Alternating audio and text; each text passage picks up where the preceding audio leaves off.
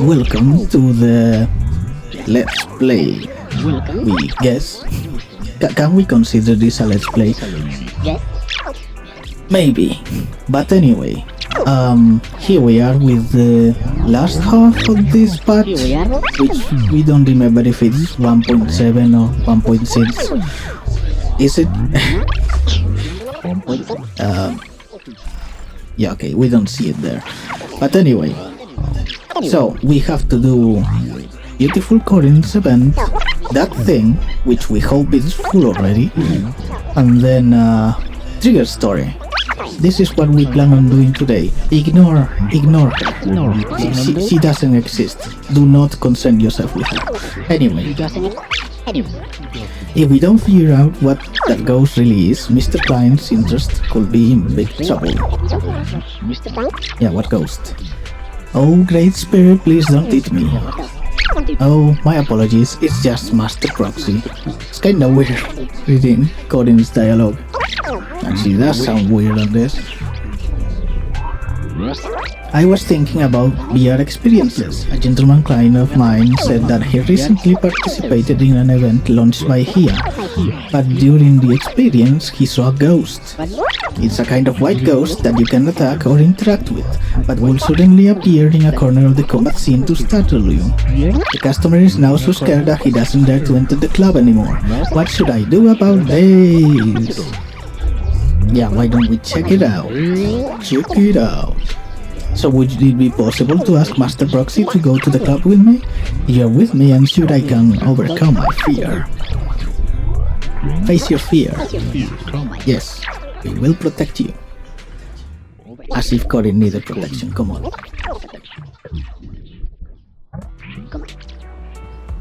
So we are here.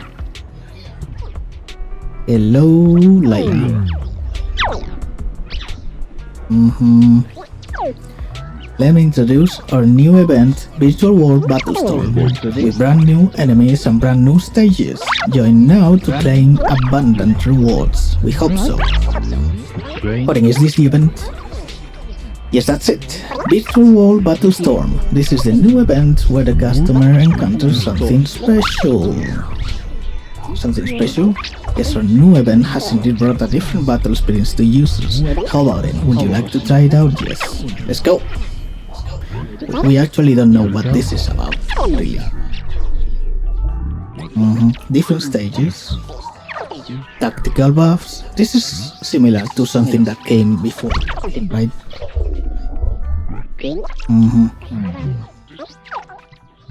Okay. So, yeah. We don't need that. Do we have a set? I've got your back. Okay. Standing by.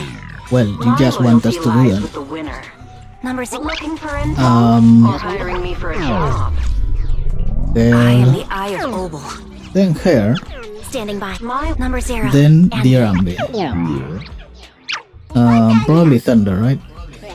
Wait. Yeah, it's higher level than ours.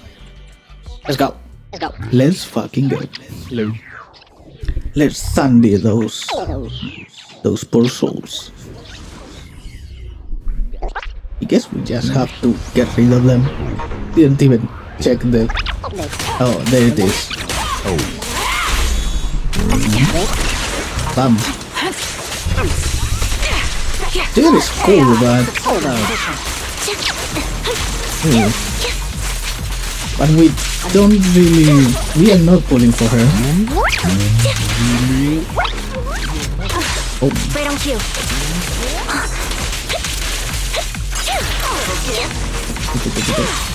Boom. You're up.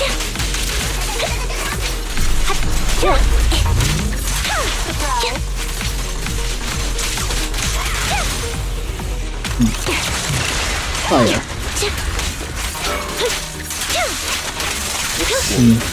There you go. Alright. Sound strategy. Recalibrating.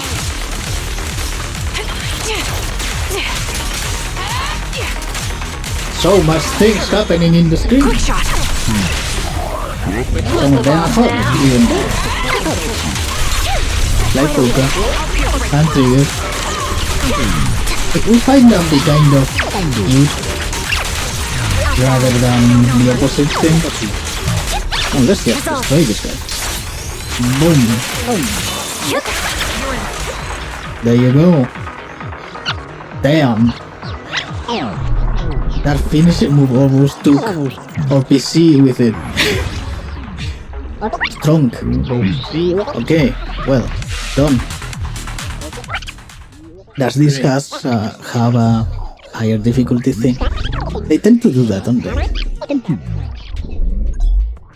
Front line. Yep, there it is. There's another one now.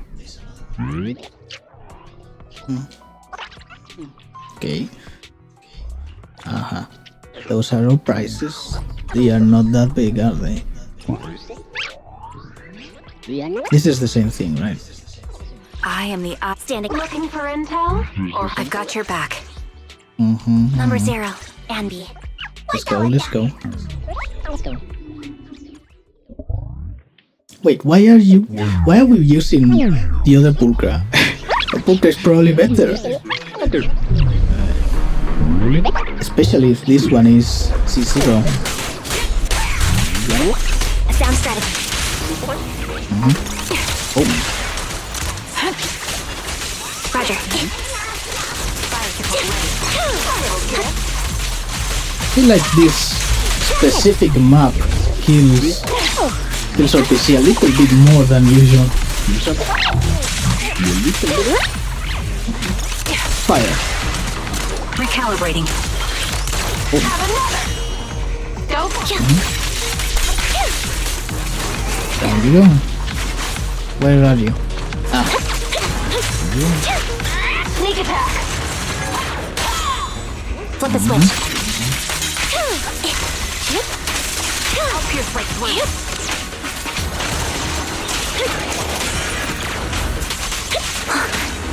Come on. Thank me.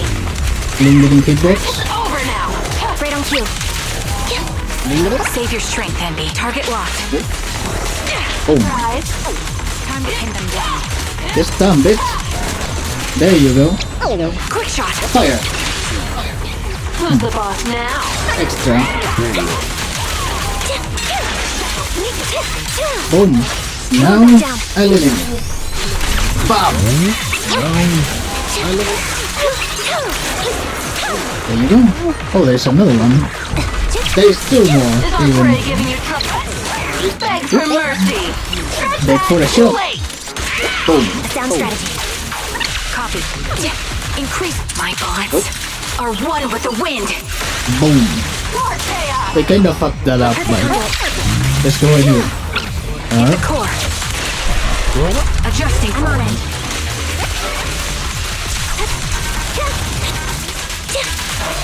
Oh damn, what's happening? Right open. Here it goes.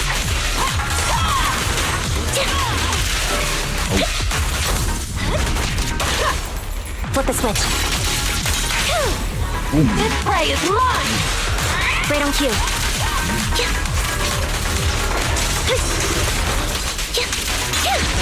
Off balance. Bam.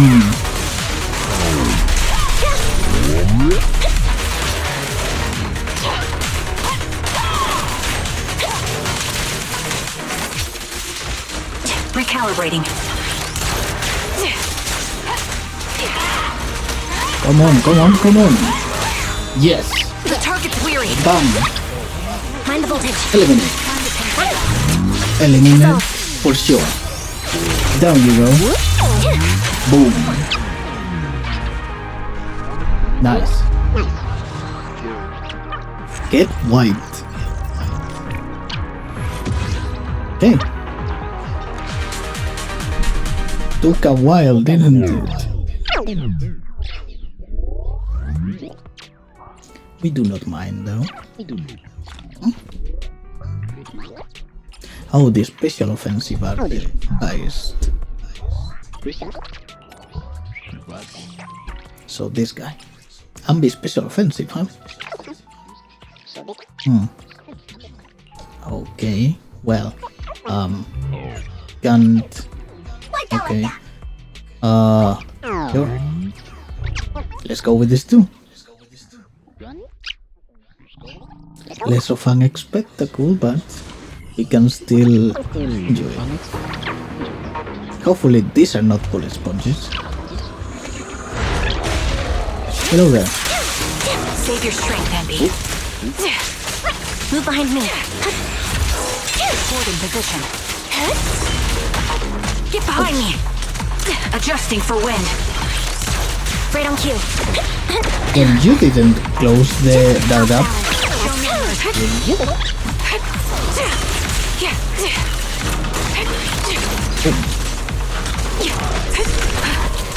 Target locked. Oh,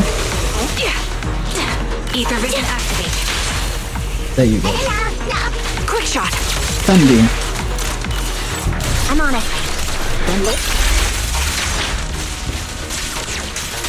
Got it?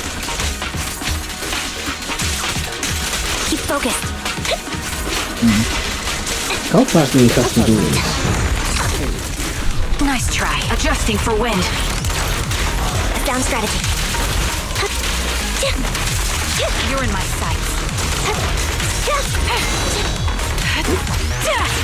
Increase firepower. Hey. Down. Ether vision activate. Stay back. Okay. Stun. The target's weary. Extra wind. My bullets Come on. are one with the Shoot wind. into it. Right on cue. Resolve. Come on. End it. There. Yeah. Did we get this? No idea. Yes, we did. Okay, I was pretty close, huh? Funny.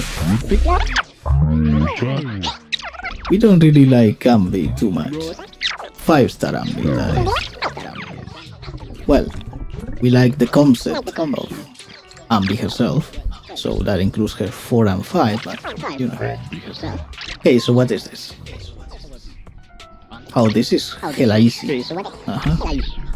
So, what's the thing here? Eradicate all evil. How about no?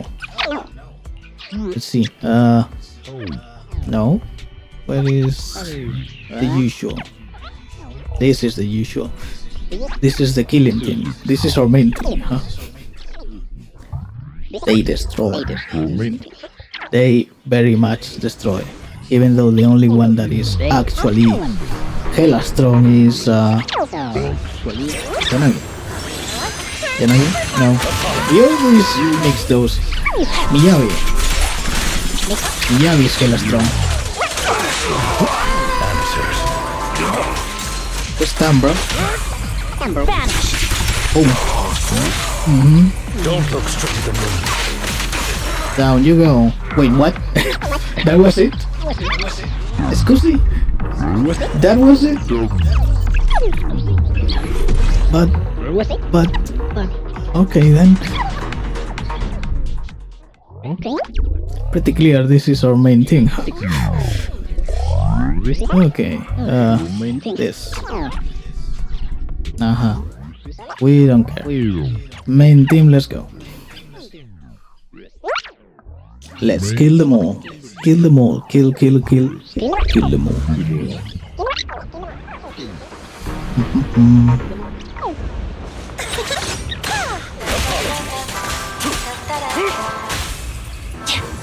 Boom. Down you go. Amateurs. Quick.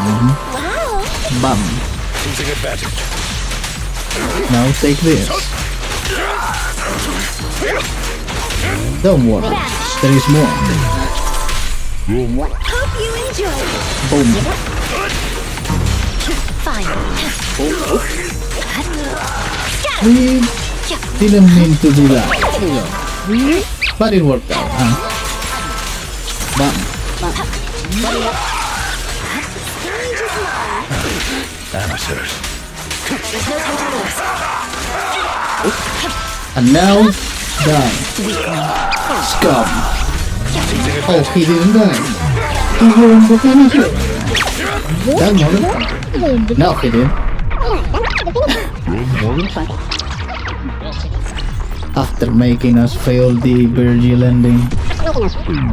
Then you guy with metal fists. Scavenger? Husky Scavenger? We don't remember. Anyway, Ambi Special Operation 2. Why do you keep doing this, huh? Want to use the characters, come on. Okay, let's go. You're really forcing us, huh? Guessing it's 90 seconds again. Save your strength. Adjusting for wind. You didn't do that. Show no mercy. Willingly. A fucking controller is a friend. Put them down. Boom.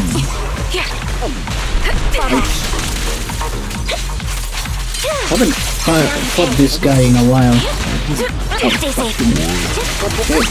You're in my sights. Ether vision activate. Right on cue. Come on, get stunned already. There you go. The target's weary. Boom. Shoot him closer. I'll pierce right through. He's not ready. Time to pin them But down. he's falling easier, apparently. No idea why. Wide open. Show no mercy.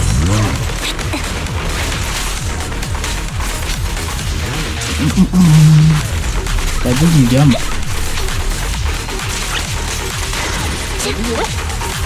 Come on. Increase firepower. Down strategy. Oh. Okay. Quick shot. And you're dead. Get shot. That's how we finish it. For that chain attack. Oh, we got. Wait, you didn't give us anything on there. Well, you're giving it in the limited rewards. That's something. There you go. There you go. Got it. Okay, so last one. Chain attack. Okay. So who are the characters? No. Okay. I'll protect you from any danger. Got it. So we want a fire team. Got it. Looking for intel? Or hiring me? So Office is the concert you? starting? Ready and waiting. I shall. Asset It's my duty to protect the asset. Oh, you are not. You want a glass of nitro fuel? Okay, then My loyal. No problem. Let's Like go that. have some fun. are you giving? No need. Let's go with this then. To be able to do a good amount of chains. Well, Eve should already be there.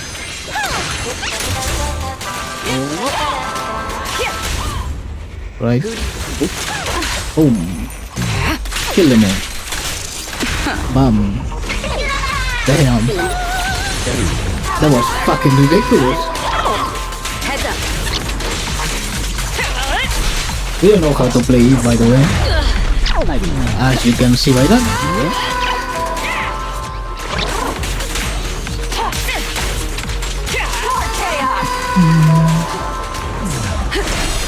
There you go.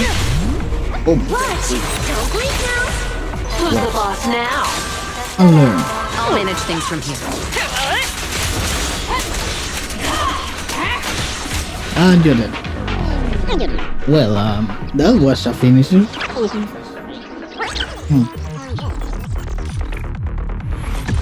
Done.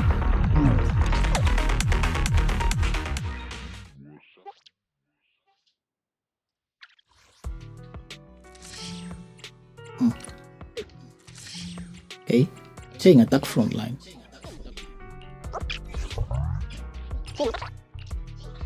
Let's do this again and just change things a bit.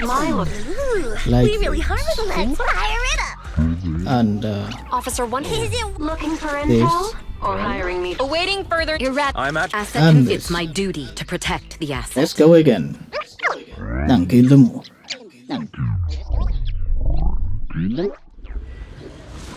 Come on then. There you go.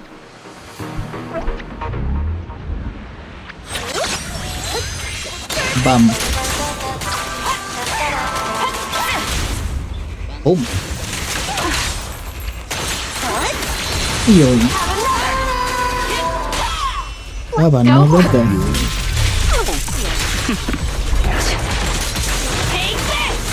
Countering.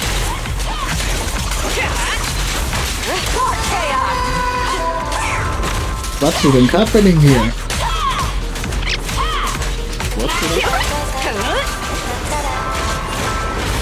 So.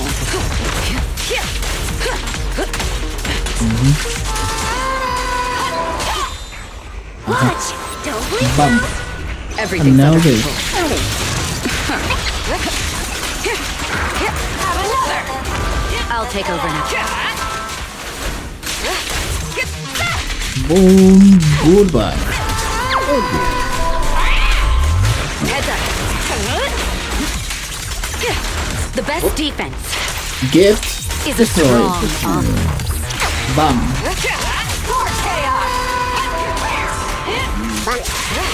Don't even try. Boom. Down you go. Ambush.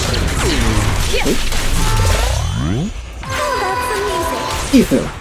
Just And finishing the job. fire. Bam.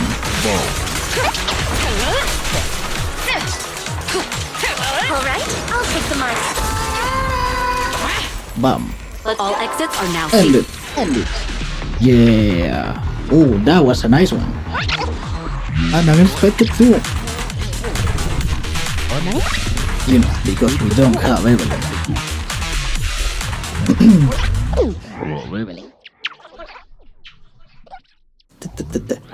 Good. Good. So, final offensive. Honestly, we were expecting some Corin from this, but it's sad. Making us sad. What is our Corin? What is the Corin? We want that beautiful maid. Best maid ever. You know it true. Within your heart. Hello. Oh wow, okay. Specialized assault bombers. We really hate this kind of guy. Explosive siege weapons for close quarters combat. What are you talking about? Combat strategy. Prioritize attacking the rear ammunition compartment. Oh, this guy's new. It's in the Andy. And has a lot of fucking good attacks. Oh my god. Evasive formation. Dodge. Yeah, what the hell? He's full melee. Oh, okay. Recalibrating. You don't know the timing, man. There you go. Wide open. Get hit! Envy. Fucking hell, so annoying. Flip the switch. Get thunder. Yeah, baby. Come on, destroy the guy. Keep focused.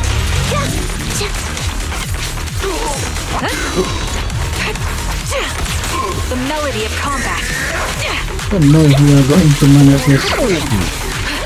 Adjusting for wind. Come on. Fall back. Oh, Resolve. fire in the hole.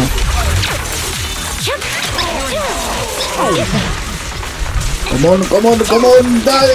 Die already! Come on, die! Yes! That's a funny finisher. Funny?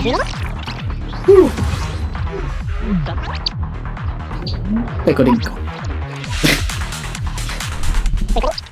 Someone might get that reference. Anyway, get destroyed. new guy who we didn't parry more than twice, probably, if even. Okay, anomaly. Oh, this is going to be funny. Oh, this is going to be funny. Fire it up. If you need help, call me anytime. Well, Consider sure. it done. Want a glass of milk? Wanna Let's try Let's this. fire it up. this is Is something the matter? Wanna... Can this work together? Oh yeah, they sure can. Good. Right. Let's go then. You have to use Corin, damn it. She's precious. To us and to Zenless, damn it. Wonder when they will give her a 5%. Okay. Right. There you go. Bam. Oop. Rat-a-tat. Rat-a-tat. We don't know how to play her, by the way. Not Corin, the rat. Seth in position. Oh.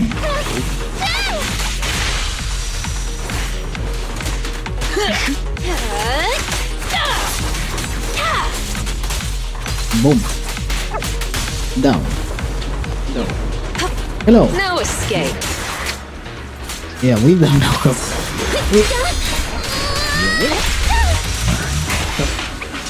My turn. Do the thing. Yes, that. Bam.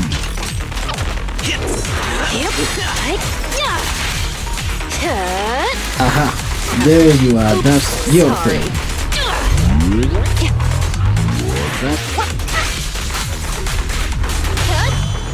go. And the Corin. Seven. You're so through. Yeah. There you go. Yeah, Seth is definitely not really working here. Not enough impact. Not enough.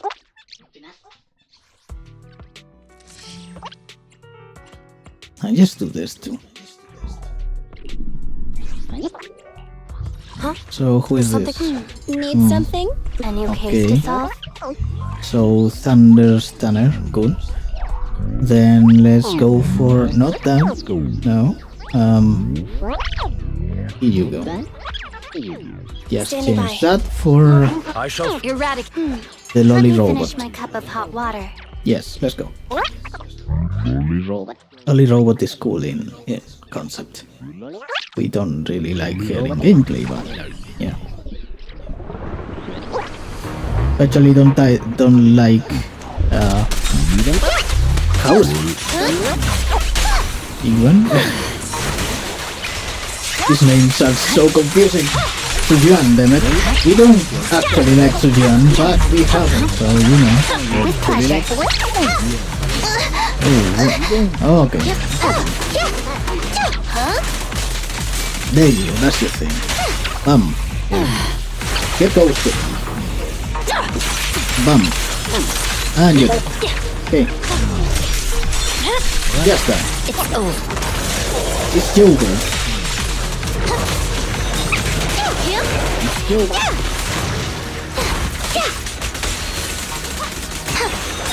Bam. Oh, Are you ready? thunder it.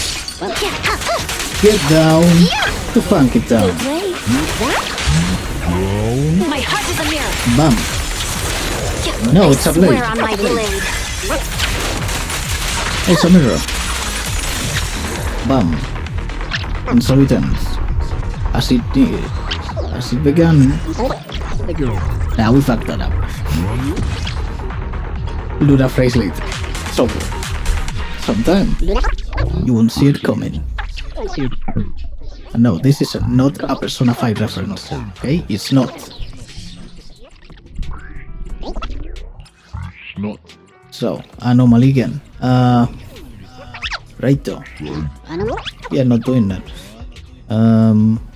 Probably this.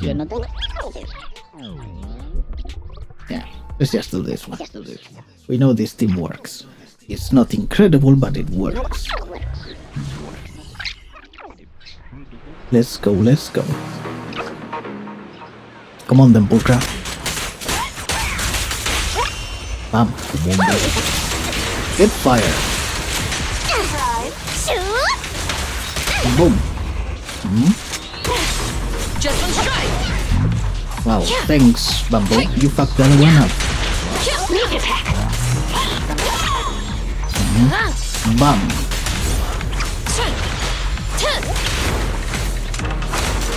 Is our prey giving you trouble? Boom. There you go. Stay focused. Counter! Ernie's ready!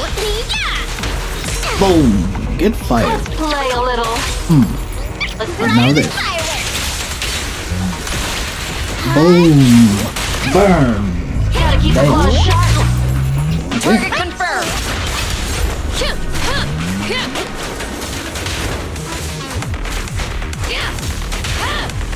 Get burned to death. Well, that was beautiful to see, but pretty much useless. Obey me! This isn't done. Burn.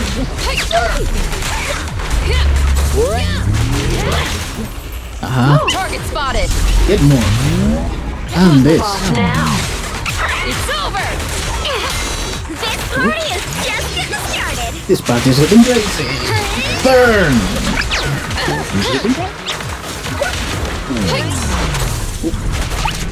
Bam. Proceeding in Now, order. windmill. With And prey this. locked. Just one strike. Goodbye. Thanks for coming.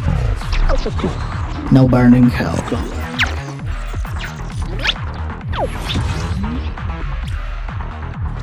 Ahaha. Okay. Last one then. Okay. Let's go. Let's go. Good. See then. Yes. Who are you hitting?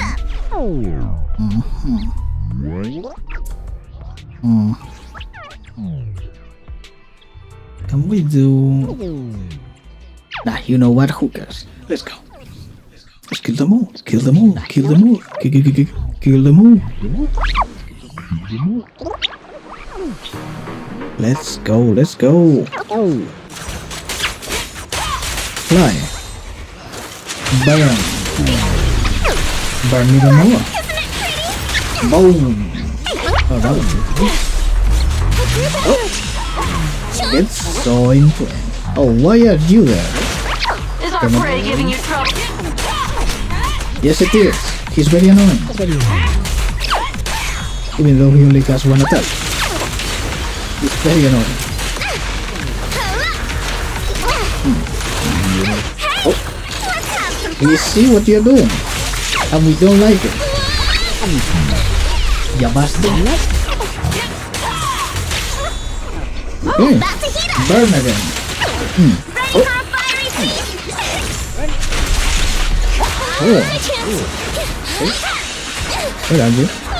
Okay. So later, fucker. Boom! Yeah. And now, more. We don't care about your attacks. Yeah. Oh. Now, You're nothing but prey. weak. Being happy is what counts! Burn. Let me clean this up! Get up. Oh. This is my best shot! Down you go. Sheesh. Here goes. Beg for mercy. Scratch that. Too late. Yeah. Aha. About to heat up! Burn.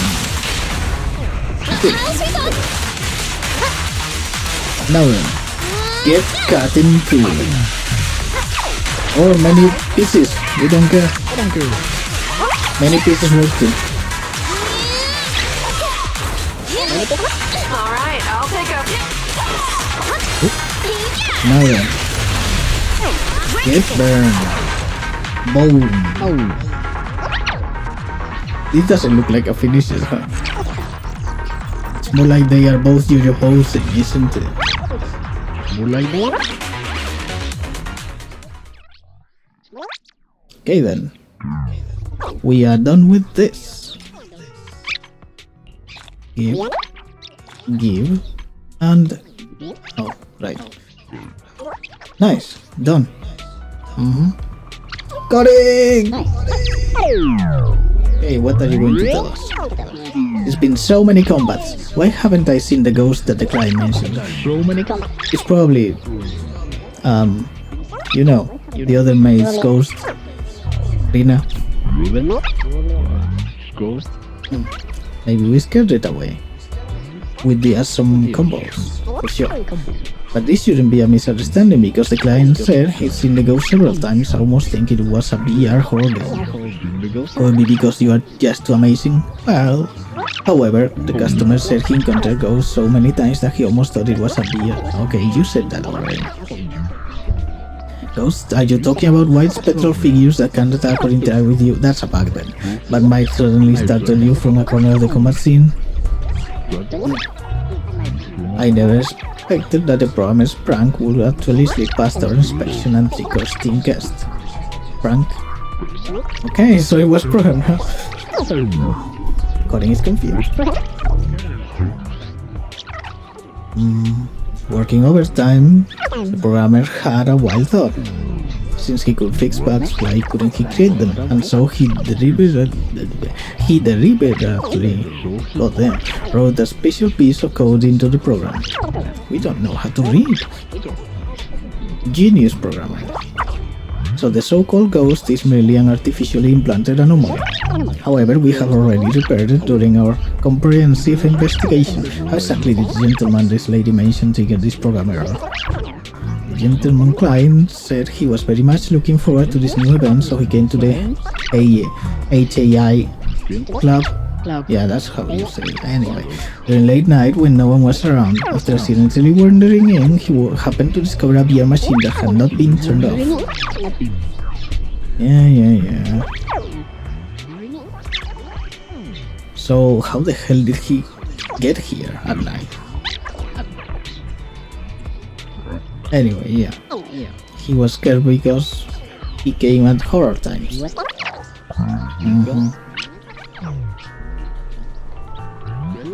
Obedient. Yeah, sure. The client was so vivid in his description that it's keeping me from sleeping well. Turns out there are no ghosts, I was just scaring myself. Now the problem is solved and the client can be at ease to continue his VR combat training. Thank you, investigator. Yes.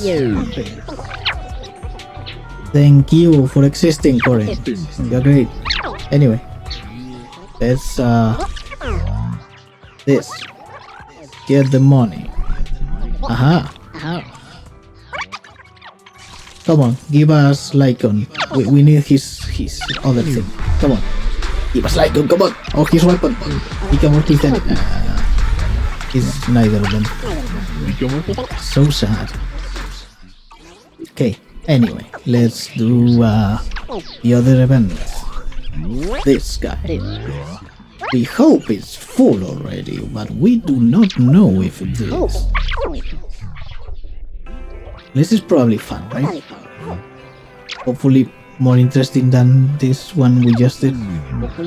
Prepare to charge! Destroy the evil wizard's castle! Smash all the glass mirrors! Yeah, do it with this guy. Otherwise this is boring. Have mercy! It's you, I know you. Exactly right. I am Wastel.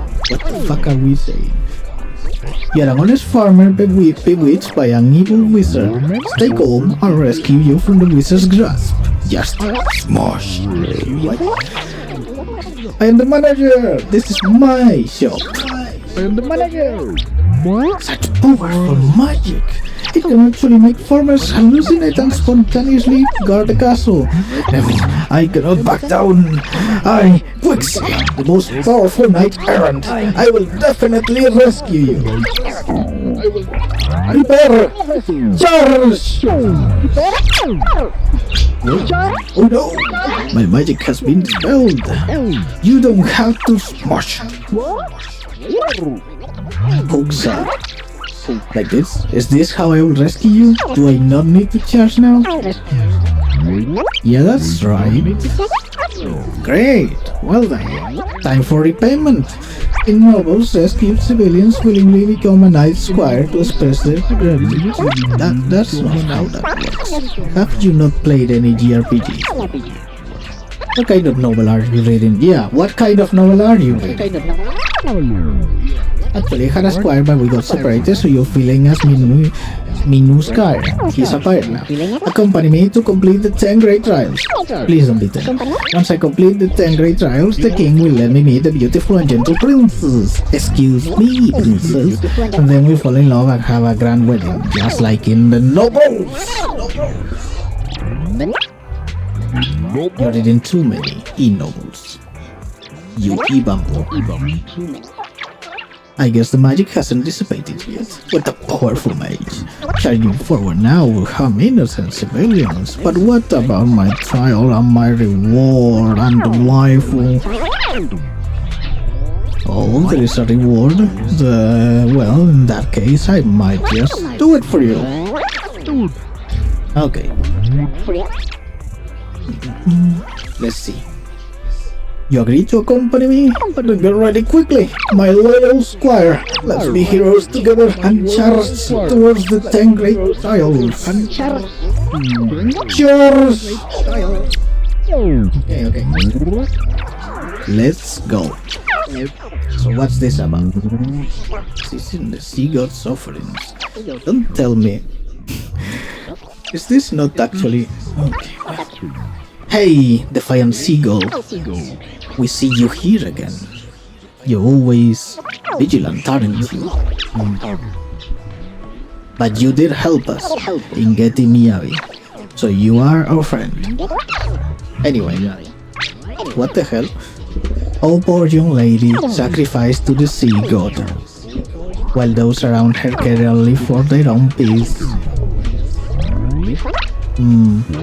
Curse the fiends, their children too, and their children's children forever too.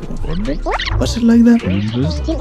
You are a real one if you get that reference. Anyway, but both fell into the water. We should fish it out. Yes.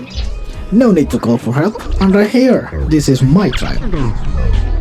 Knight must fight against all injustice and protect the weak, no matter what. Even if the opponent is the ruthless Sergeant Tide, he must charge forward fearlessly into the icy waters. You have a camera, right, my loyal squire? Quickly, turn the camera on and capture my heroic figure. Do it. Okay? Sure. However, just as I picked the camera, I heard a sudden splash. Yeah. He's dead. He's dead. No. We want the picture though. They are very dead. Do we have to, fish it? No, apparently not. I let my guard down. I was prepared for a fight to the death, but I didn't expect the seawater to be so gentle, comfortable, soft, warm. Once I dived in, I felt so sleepy. Where am I? I remember slipping in the sea, so how did I wake up on the land? Well, we almost morning. What is this? We are getting into the wrong kind of novel, aren't we? What kind of sleeping is that? That's not important. Beautiful princess, what matters is that I rescued you from the sea god's evil tentacles. Oh no, but please do not fall for me, for I am but a knight errant. Knight princess? What in the sea god is that? Just don't ask questions. That's true, people don't need to know much. Just call for help loudly and I will surely come to the raid. Alright, When trial is done, we must continue our adventure. Yes, continue the adventure. Are we doing all of them? Okay, well, let's go. Quick, over here, I'll save you all. What are you doing? Step bro? Oh, my loyal squire, your courage is no less than mine, daring to venture into the depths of Castora with me. What do you mean, Castora? Castor is using another game.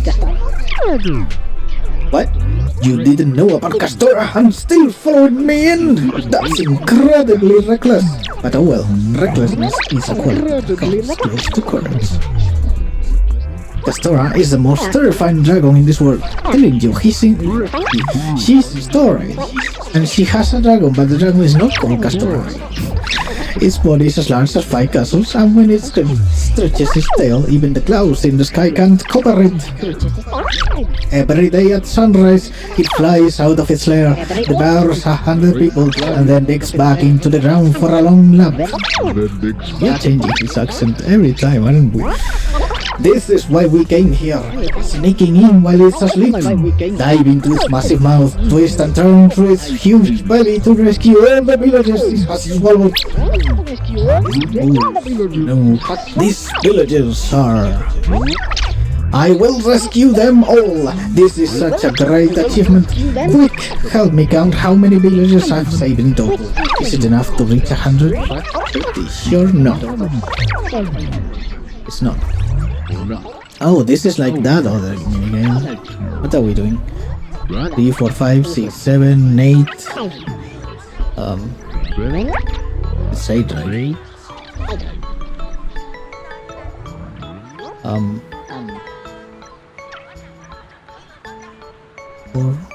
Yeah, it's 8.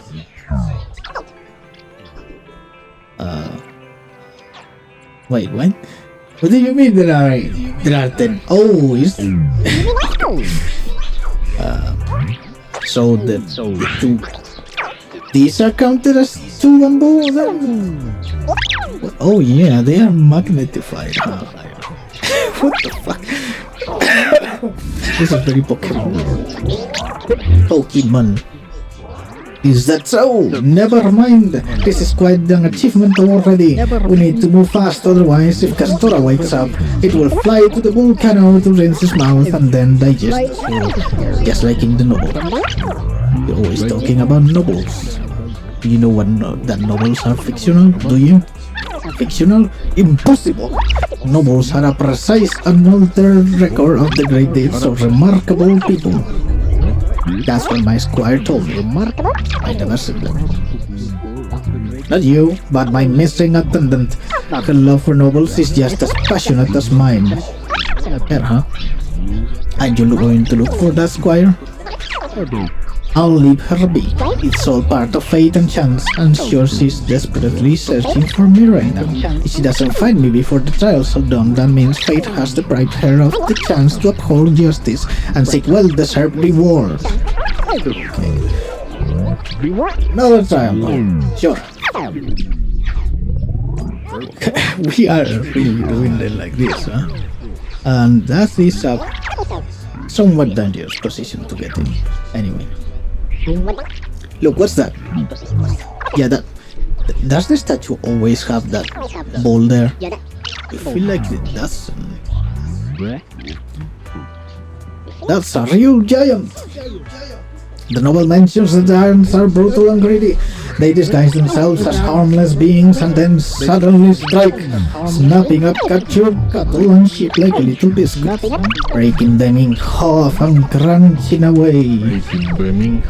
Look, it's staying completely still, pretending to be a statue, just waiting for me to take the bait. Just don't take the bait. Yes, schmuck. No, that one do, squire. Knight's eyes can tolerate no deception. Since this trial is conducted in Princess Elena's name, one cannot do anything. Who the hell is Elena? Haven't I told you? She's the princess I'll marry after completing the trial. Though we're perfect strangers, her renowned beauty is known to all. Even giants covet her beauty. Plotting to kidnap her and force her to become their wife. A year later, the knight returned from his travels only to find his noble wife kidnapped and his daughter left abandoned. Living in a doghouse, in a fit of rage, he gathered then 10,000 iron cavalry and stormed the giant's lair. One of those iron cavalry guys was someone called Firefly for some reason. Ah, this giant must be plotting this vile scheme. Since I can suppose it, I cannot allow such a thing to happen. No matter how my house or castle.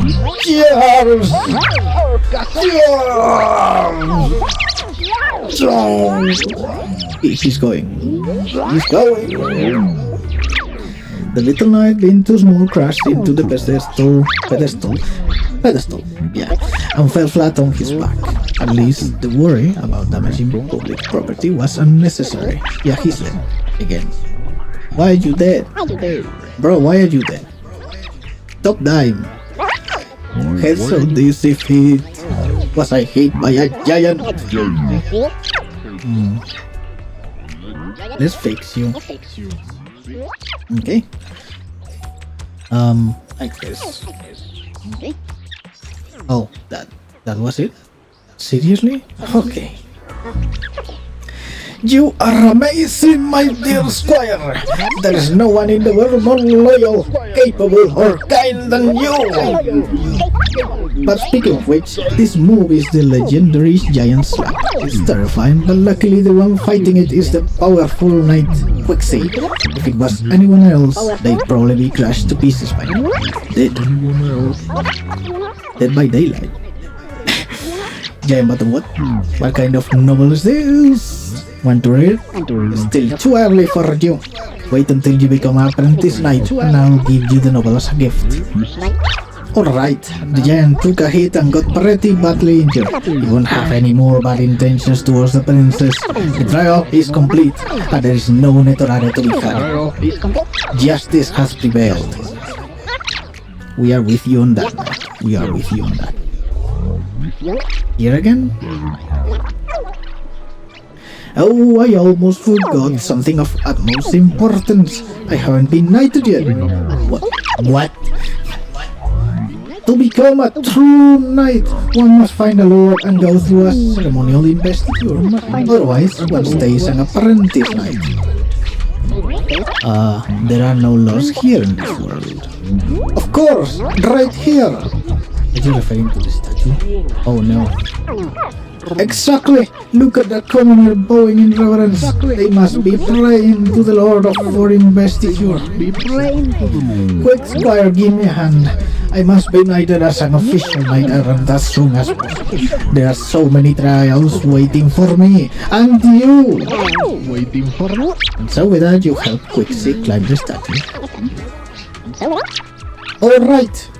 Though there is no sword, no blessing or oath, everything else is perfect. There are no other elements, right? Don't overthink it. Quick, capture this moment. We are finally getting there.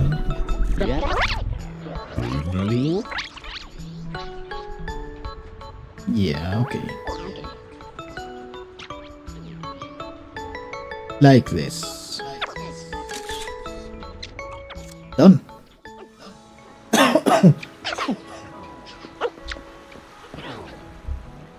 Seriously, this statue. Oh dear. Well done, my devoted squire. Now unofficially a knight errant. Now unofficially a knight. The novels, they don't use cameras for knighthood ceremonies, do they? Don't worry about those things, just focus and follow me. Traveling with me means traveling with justice, and I promise on my knightly honor, once the journey ends, you'll receive the reward you deserve.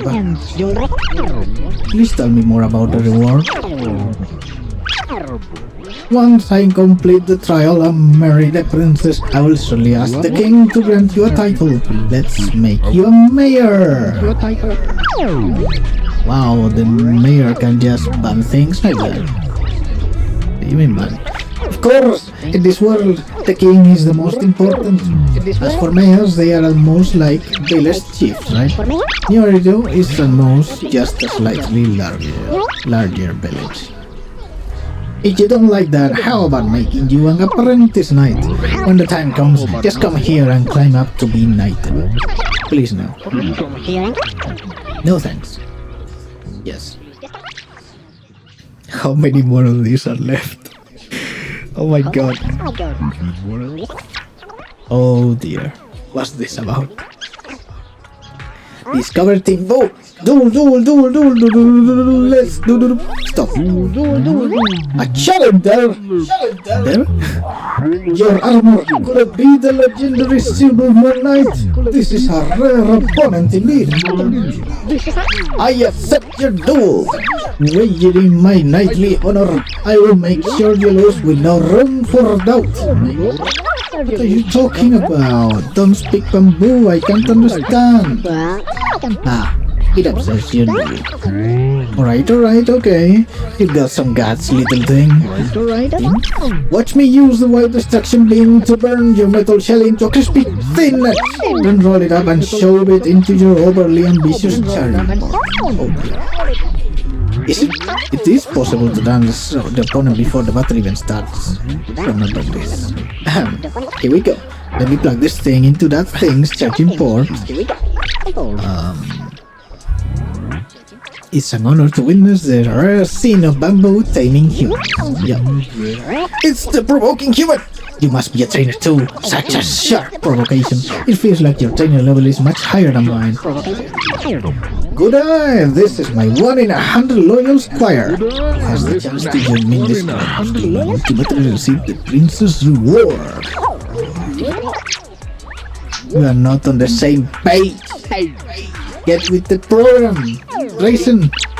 Yeah. I don't understand. Then Bamboo said he suggests trainers should also join the duel, like bamboo versus bamboo, human versus human. Is that what I mean? So, do I have to fight too? Wait! That's not what I meant! After all, a squire dueling will steal the knight's spotlight. No, it won't. What I mean is that the squire only needs to cheer from the sidelines. Let the squires determine the winner in their own way. So by choosing to help my Bamboo achieve victory? Understood, let's go, let's settle this battle, trainer! But I'm neither a trainer nor a squire. You fucking smarts. Backing off? Watch as your, it's charged. Come on, let's do duel! We are not dueling. Yet. Come on, squire! Cheer for your knight! Oh, this is what we're doing? Sure. Stop.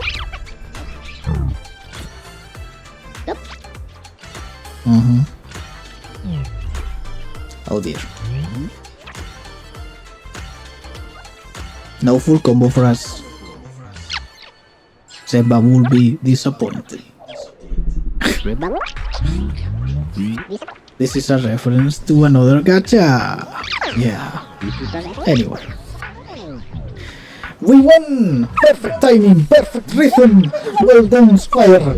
Our bond and friendship will last forever! You did nothing to last forever? I'm sorry, I let you down. I held you back again this time. Please, scold me harshly. You're just saying like that. It's okay. Already accepted the possibility of failure. This is the path I've chosen. Of course, I'll scold you, reprimand you, and train you more harshly, but I will never abandon you. You are the only trainer I've chosen. We will become the strongest together. If you are not strong enough, then I'll make you stronger. I'll work even harder. This is very weird. Such genuine emotions, truly touching. What a noble knight and honest squire. You're all great, especially you, the human who defeated me. I sincerely wish you well on your future journey. Remember to always stay true to your core aspiration and never let other things influence or tame you. These words suit you best. You're not qualified to say that or anything else. By the way, Silver Moon Knight, I can sense that you are also a righteous and powerful warrior. Join me and together let's place our loyalty to Princess Helena. Rising, I don't understand. I also don't quite understand. It says it is loyal to Princess Helena and all. She must be quite an important figure. Is there an even more powerful bamboo?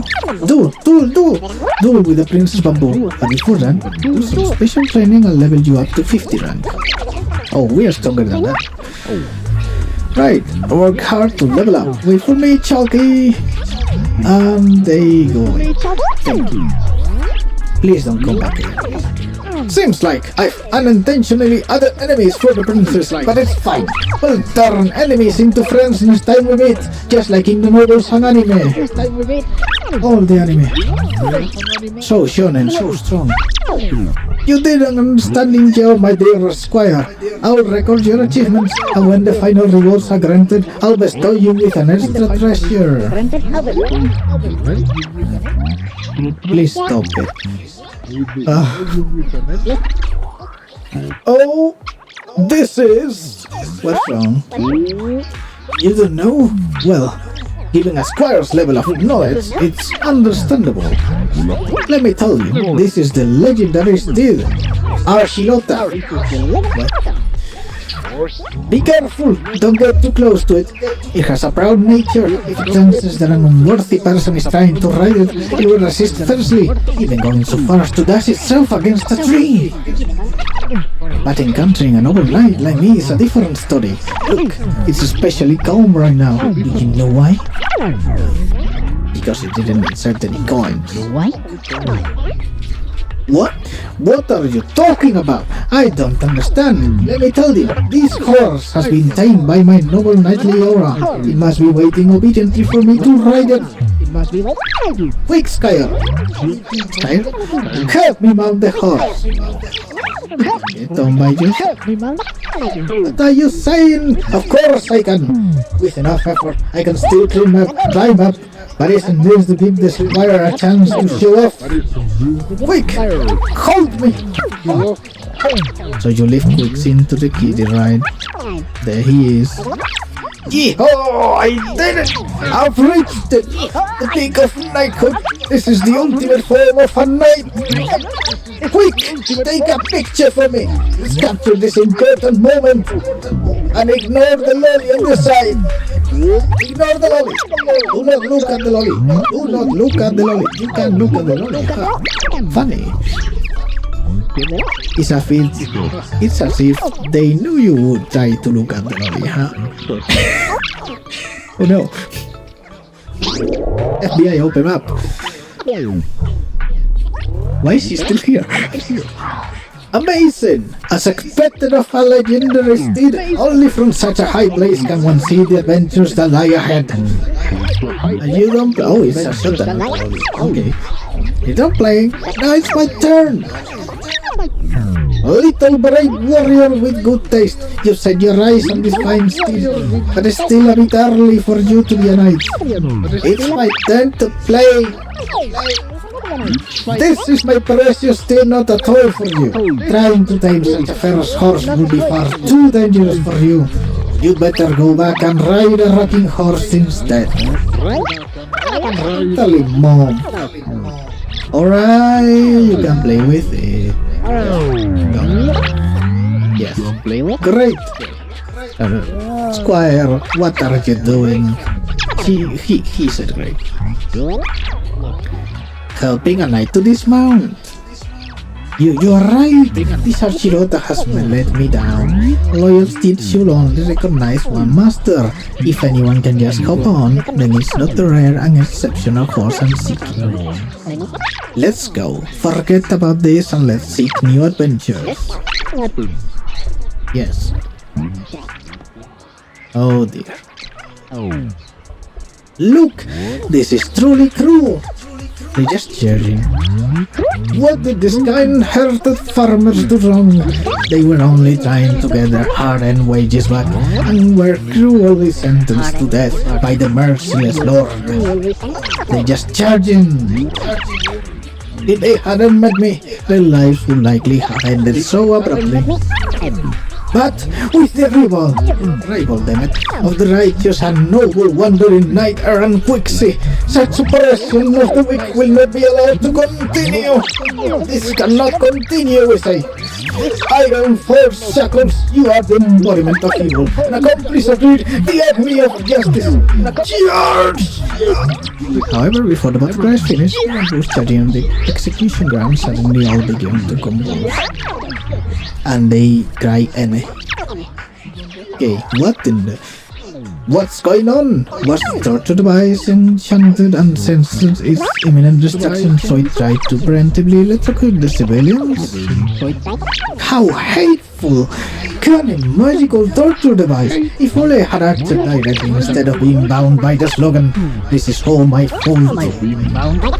The magical torture device and such set aside, this bamboo looked like the experience an occasional short circuit due to long time charging under sunlight. Let me check. Okay. Innocent farmer! Let's save him! Whoa! Why is there the thing? What? Okay, he's alive. Honest farmer. Feeling dizzy. What the hell are these? It's a trap. And not the anime kind. One more bow. Bow? Bambao. Shh, we love bow. Anyway, done. How's it going, Squire? Done fixing their good. I didn't expect you could actually revive the civilians. What incredible medical skills! A truly perfect Squire. Without you, my trial will surely have encountered many insurmountable obstacles. Your merits have been noted, and I will surely reward you generously when the time comes. Let's talk about merits another time. We've definitely eliminated a safety hazard. We are the perfect combination. Defeating strong enemies is my job, and rescuing the weak is yours. No trial can defeat us. Except reading and talking out loud. That is a problem.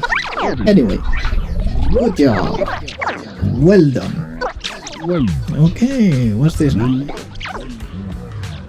Look, a crowd is gathering here. Look, they are doing weird things. So rambunctious. So they must be doing something, some kind of event. An event? Ha! I know! They must be doing this to thank me! Why would you say that? Can you see? They're hosting a grand ball to exalt the heroics of the knight-errant Quixie!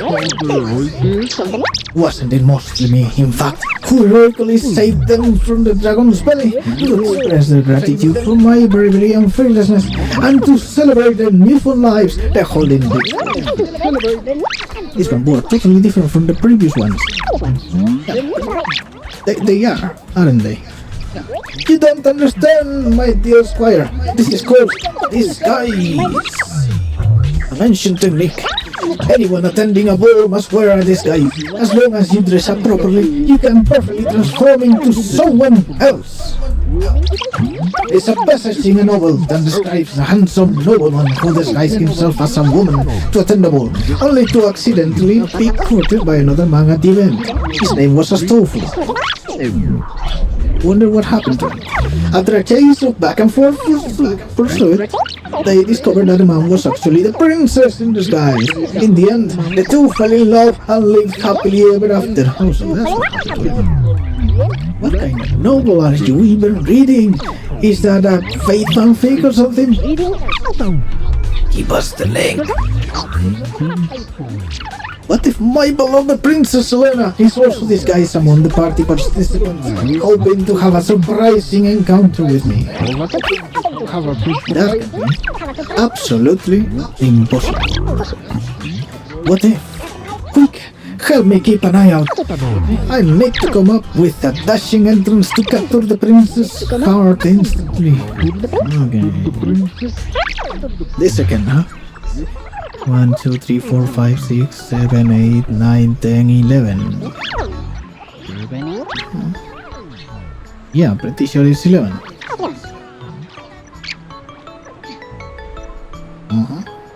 Oh, it's 12. It's 12. It is 12.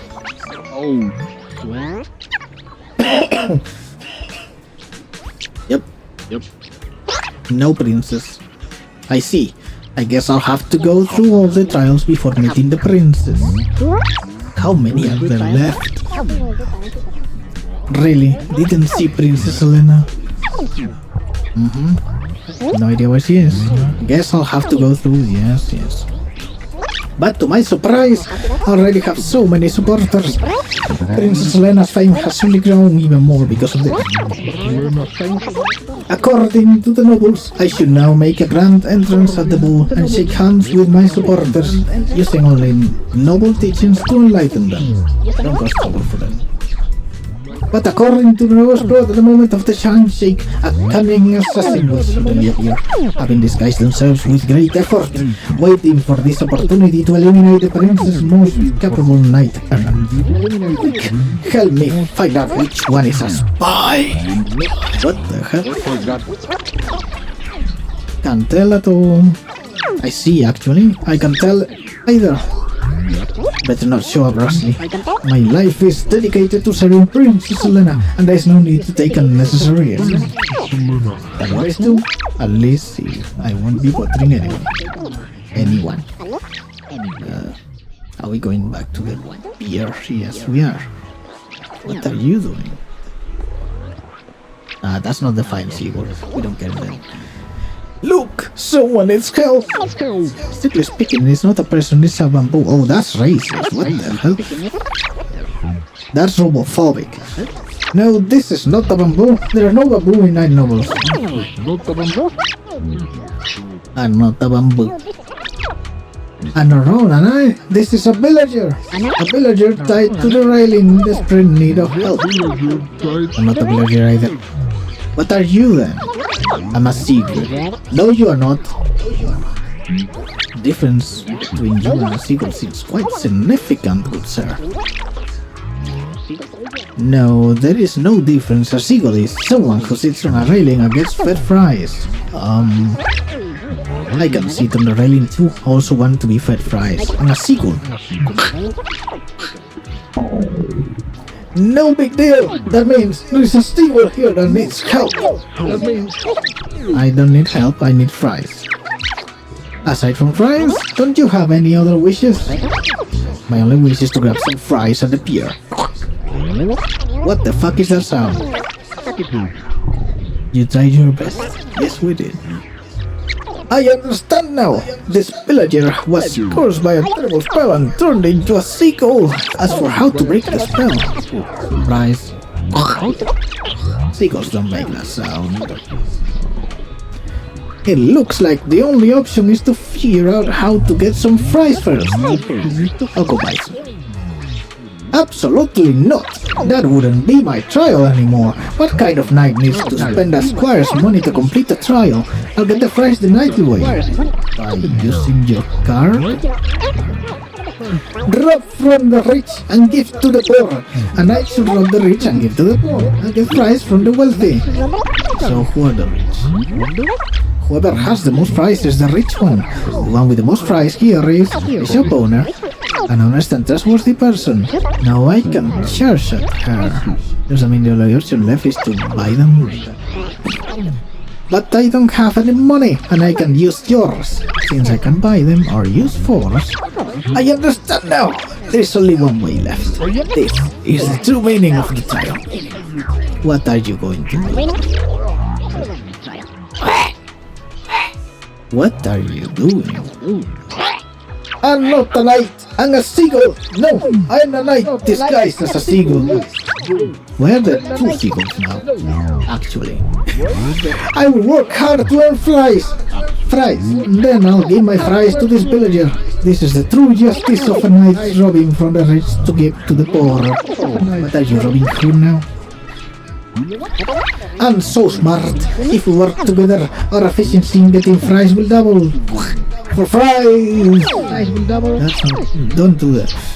No, it's not for the fries. It's to break the terrible fries course. Hurry, don't just stand there. Get up here, let's triple our efforts together. I want to feed you both. Seems like that works. Since I'm single now, you are not my squire. For the time being, I grant you permission to go buy fries and feed me. Not him, me. Feed me. You're getting hungry at this point, honestly. So you bought the fries and finally managed to calm them down. Look at them. And the seagull. Fries, green seafood fries. But I have no mouth to eat. And I must eat. Maybe I'll stuff it into the charging port. What's with you and the charging ports? It will break! This is the lazy charging port and loves to eat. That's a reference to something. We don't know what. I have fries but I can't eat them, so I really am not the seagull. That's right, you are just a poor villager under a magic spell. That's it, I'm a villager. Alright, the curse is broken. Truly, I am amazing. Of course you can. You can't. That means, oh, right, I've just realized a secret technique. Changing the topic. It's the technique I mastered while mimicking a seagull earlier. I call it seagull swordsmanship. I dare say it will come in handy during the final battle against the evil sorcerer in the future, which we hope is not waiting too long. We need the future to come early. In the next mission, please. Truly a perfect adventure, my squire. We are getting closer to completing the 10 trials. Don't worry, once the trials are finished, the princess will reward you double to cover the cost of the fries.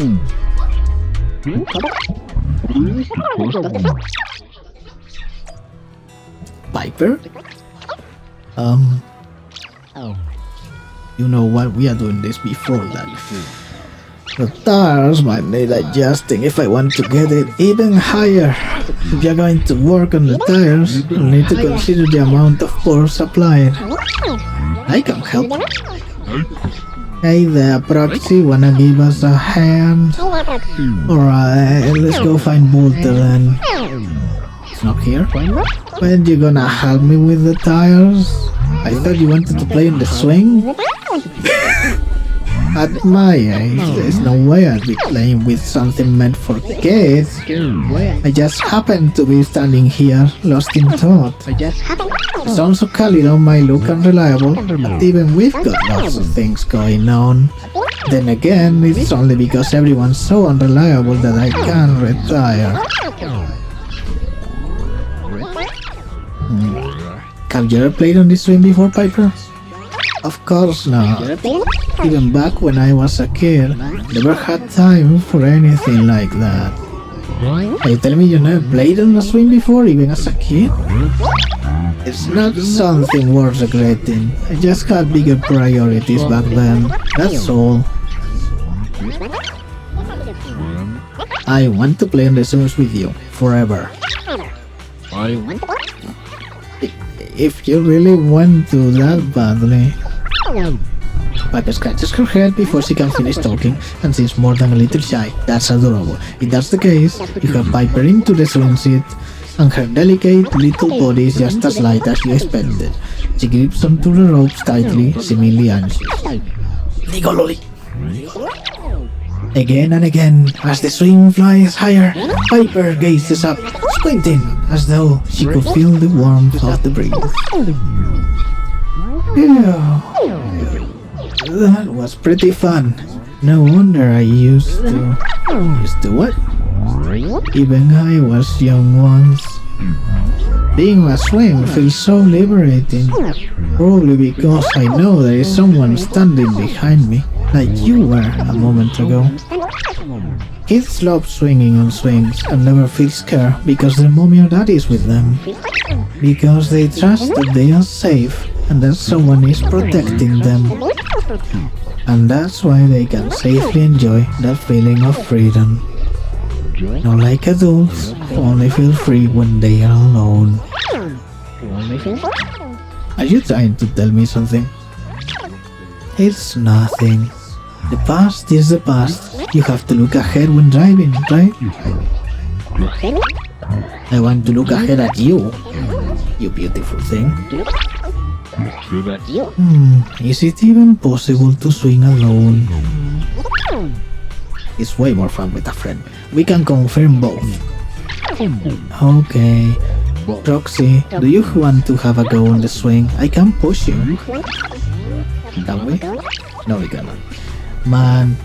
Okay, what's with you this time? No! We're being ambushed! Who's behind me? Lower your head, Squire. After all we've been through, you didn't notice the obvious danger. The ones who saw the ambush are right there. Those tumbleweeds. Oh, How can you respond so weakly? no wonder. Anyone facing these terrifying enemies will feel despair. But don't worry. I am here. As long as you stay calm and follow me, we can break through the siege. Follow me. Tumbleweeds won't surround you on their own. You clown. Yeah, although I saw through the ambush, they're so calm, just standing still, waiting for me to show weakness, looking menacingly. Now it's your turn to step in, Squire. I can attack recklessly and give them a chance to strike, so it's up to you to figure out how to lure the tumbleweeds. I grant you permission to use any method that doesn't go against the nightly code ruling, such as shouting insults, challenging the rule, or using this. He's showing us a kick. Got it. Once you lure the enemies over, you won't have to fight. Just hide somewhere safe and take a picture for me. Capture the heroic moment when I battled the tumbleweed army. Kick more. I can handle it. Okay. Got it. 1, 2, oh god, that's a lot of them. 3, 4, 5, 6, 7, 8, 9, 10, 11, 12, 13? I think so, yeah. Pretty sure it's 13, yes. Okay. Square! Quickly count how many enemies I will. They are countless, my master. Seriously? Okay then. Come on! Coward! Your weak attacks are just polishing my armor. You actually threw a grappling hook and entangled my weapon. You tricky grappler.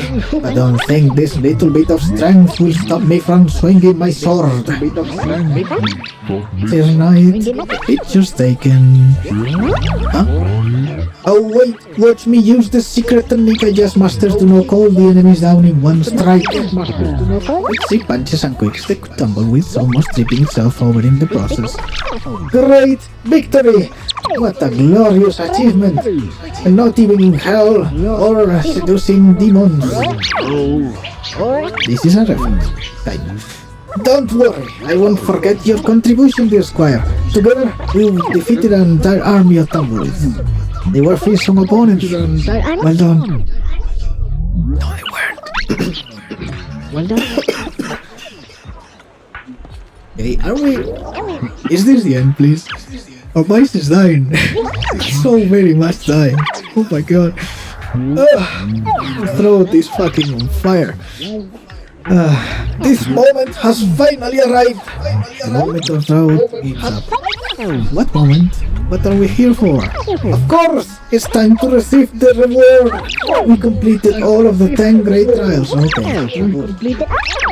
Now, all we have to do is wait here, as the novel says. The first person to walk across the sky will be Princess Helena here to announce the Queen's Award. Surely. And then we'll fall in love and I will become the noblest of knights. For you, my loyal squire, you will be honored with the title of... wait, someone seems to be coming.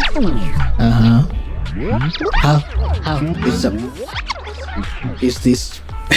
Princess Helena? What are you being silly about, squire? This is a bamboo. How could anyone mistake a bamboo for a princess?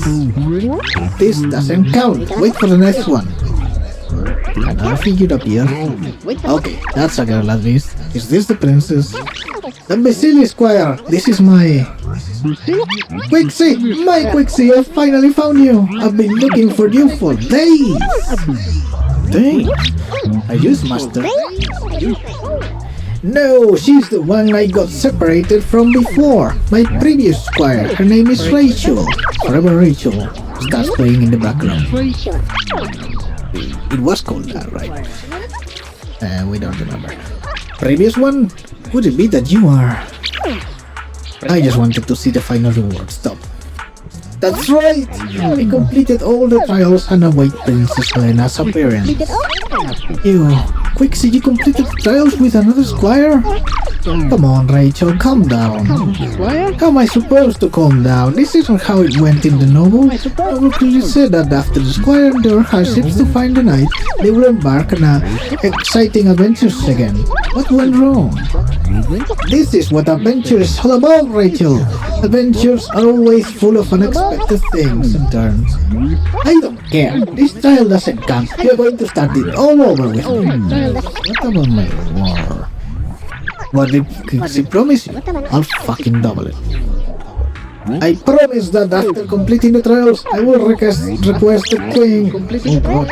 king to appoint the squire as the new mayor of New Eridu, as she deserves. Mayor, no problem. Who are you exactly?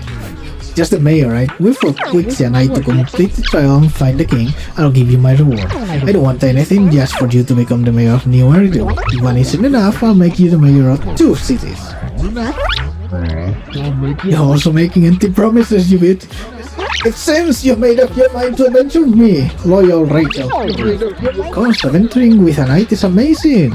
I spent all my pocket money to buy you just for this adventure. What? Alright, then Rachel and I will start our adventure from the beginning. As for you, though we must part ways, I will never forget your companionship along the journey, my dearest squire. No, you are no longer just a squire. In my heart, you are my comrade in the pursuit of justice. A knight in your own right. A knight in training, that is. I hope it's time to pursue true justice. Don't worry, I remember the promised reward, and it will be double. Besides that, once I achieve fame and success, I'll write your name in my biography, even before Rachel's. Why is that? I want to be in front. Oh man, can we start the adventure now? This newly promoted training knight, I will take you as my role model.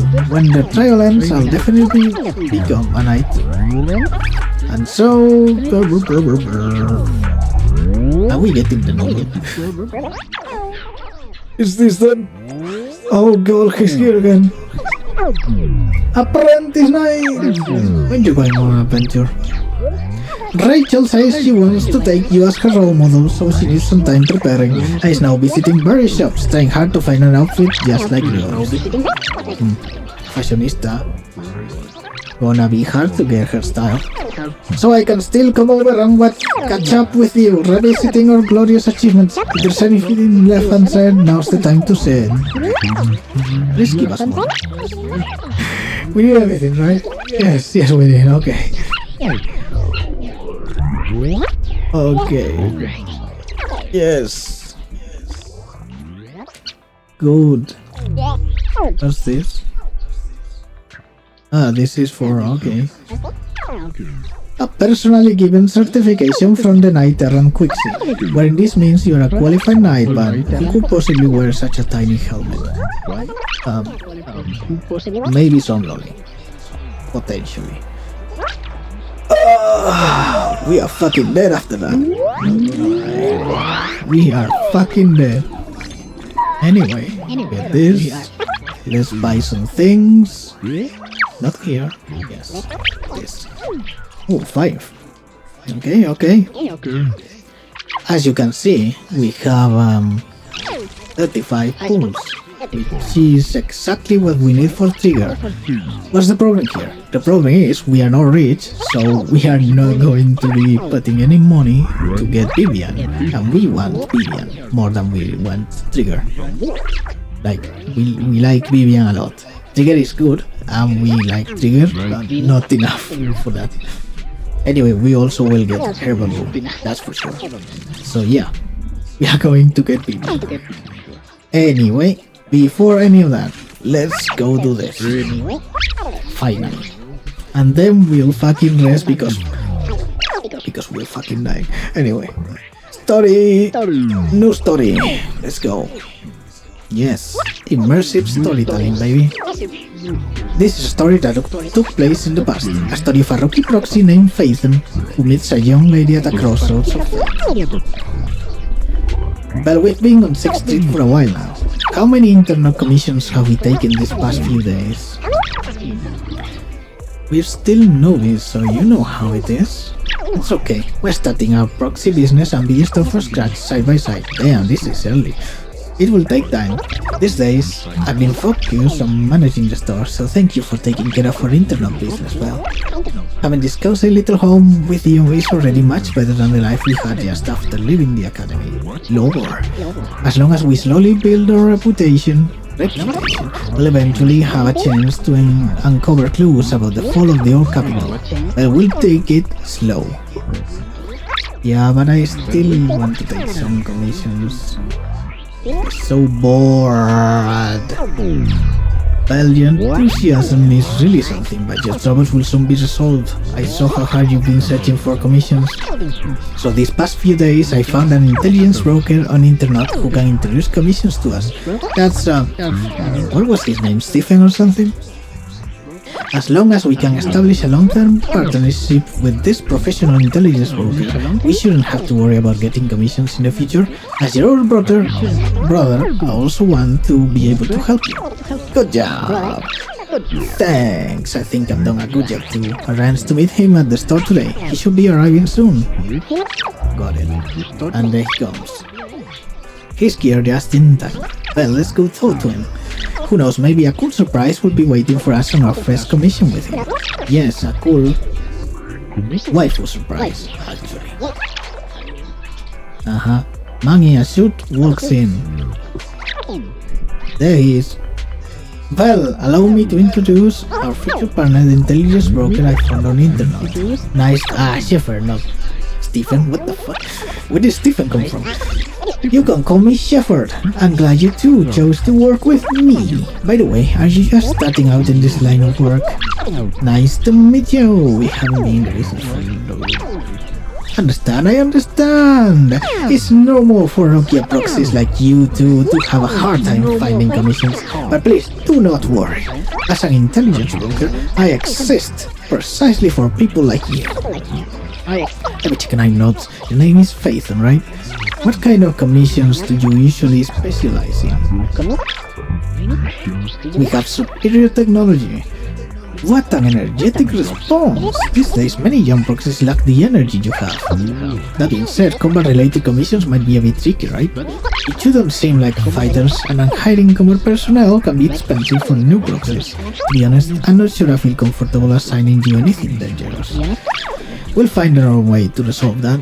I believe you'll see it in the actual commission. The actual commission, huh? Well then, I happen to have a recently issued commission that could serve as the perfect starting point for our partnership. I believe this commission is of the perfect difficulty to assess your abilities. If you're interested, let me explain the details. Shall we move to a more convenient place to talk? Yes. Moving to the small room, right. Our first assignment together is a missing person commission. There's no need for combat or venturing into any hollows, so it's completely safe. Honestly, I can't think of a better way to test your skills. Not to be rude to the client, but guiding people through the hollows is what a proxy does. A commission that doesn't even require stepping in one seems kind of pointless for us to handle, right? Don't get me wrong, I'm definitely not trying to pass this off on you. Yes, you Your are. ability to navigate the hollow is unquestionable. That's what makes a proxy a proxy. But this role involves more than just that, and this commission is a perfect opportunity to demonstrate those other skills. To be honest, the client barely gave us anything to work with, just pieces of info. That's why this is a perfect chance to show off your skills in gathering intel, spotting details, and negotiating. All the makings of a top-tier proxy. Accept the commission. You've made your point. Guess we can't refuse now. Let's see the job. Harmonica, sheet of music, and an old photo. That's our tip.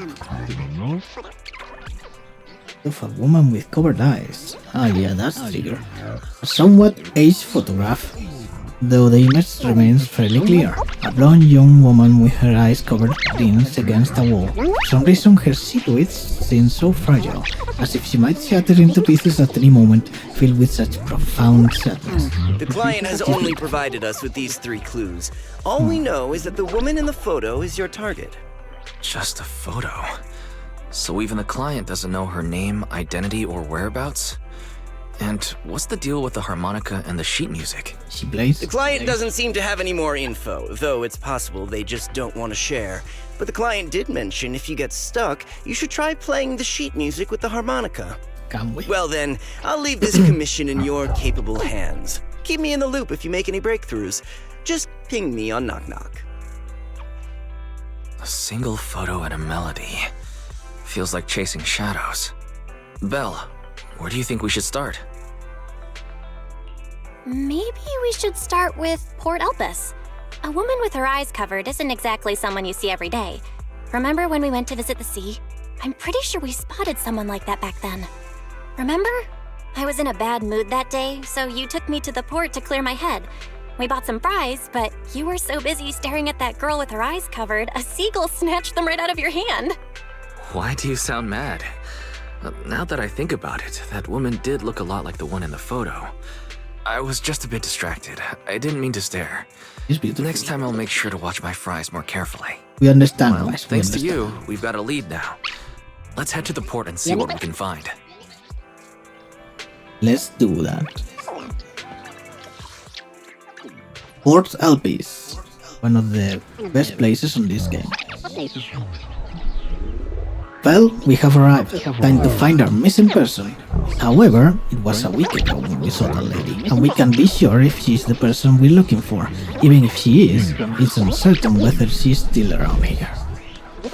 We better get started.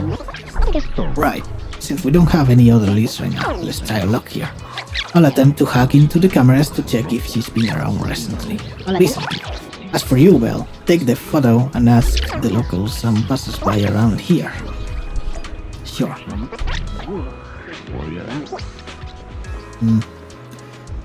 Let's start by doing this one. The fried girl. Welcome to Tater King. Our fries and hot dog combo is a hot seller. Would you like to give it a try? Hello, have you seen this person? Oh, I remember seeing this girl before. When exactly? Maybe every 1 or 2 months? Once every 1 or 2 months. I'll see her wandering around this area, but never spoken to her and she doesn't seem to interact with anyone around here. So I don't really know much about her background. So she hasn't been around recently? I don't think so. I don't remember seeing her recently. Are you looking for her? I can keep an eye out for you.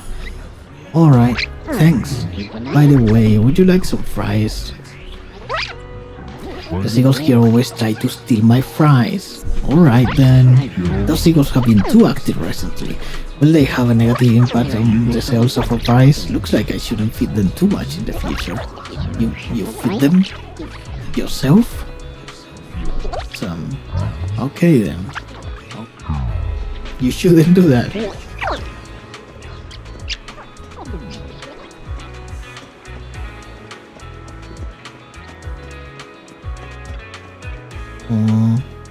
Someone must be living here.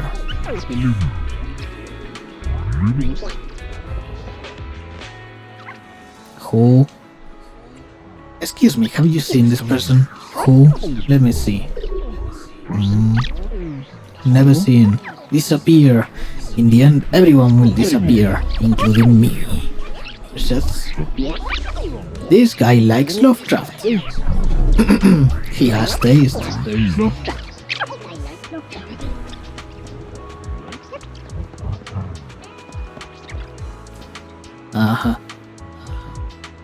Let's try climbing the lighthouse. That's, yeah, not done. Hey, what do you think you're doing? This lighthouse is currently off limits. No one is allowed to enter. Sorry, I didn't know. If I hadn't shown up, you would have just gone straight in, wouldn't you? This lighthouse hasn't been properly maintained for years. If something happened to you, who would take responsibility?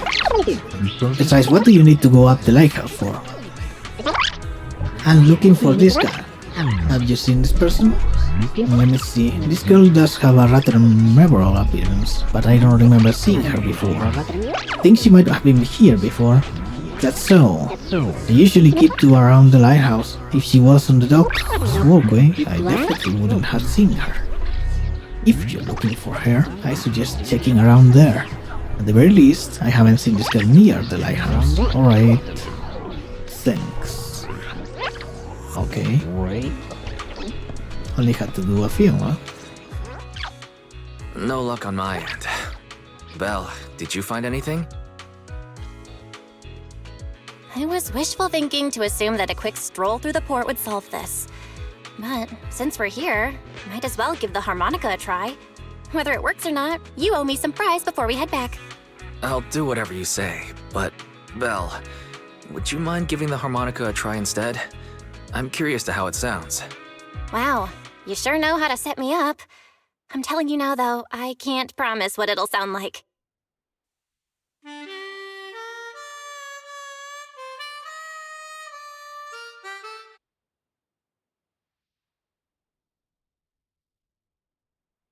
How do I put this? It sounds okay once you get used to it.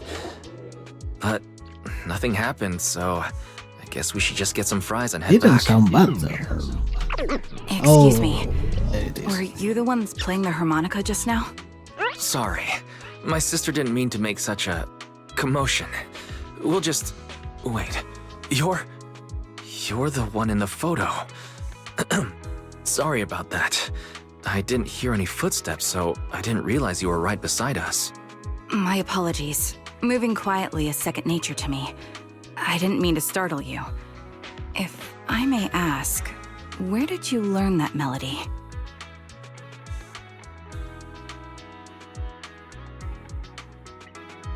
Well, the two of us are proxies, and this song was given to us by a client.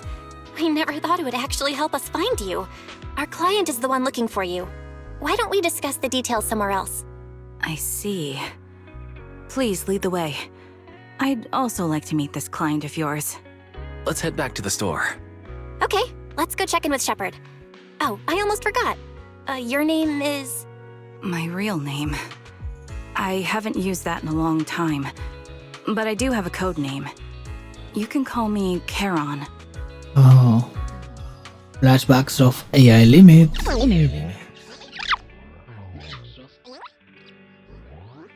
Miss Charon, I just reached out to the information broker who posted the commission.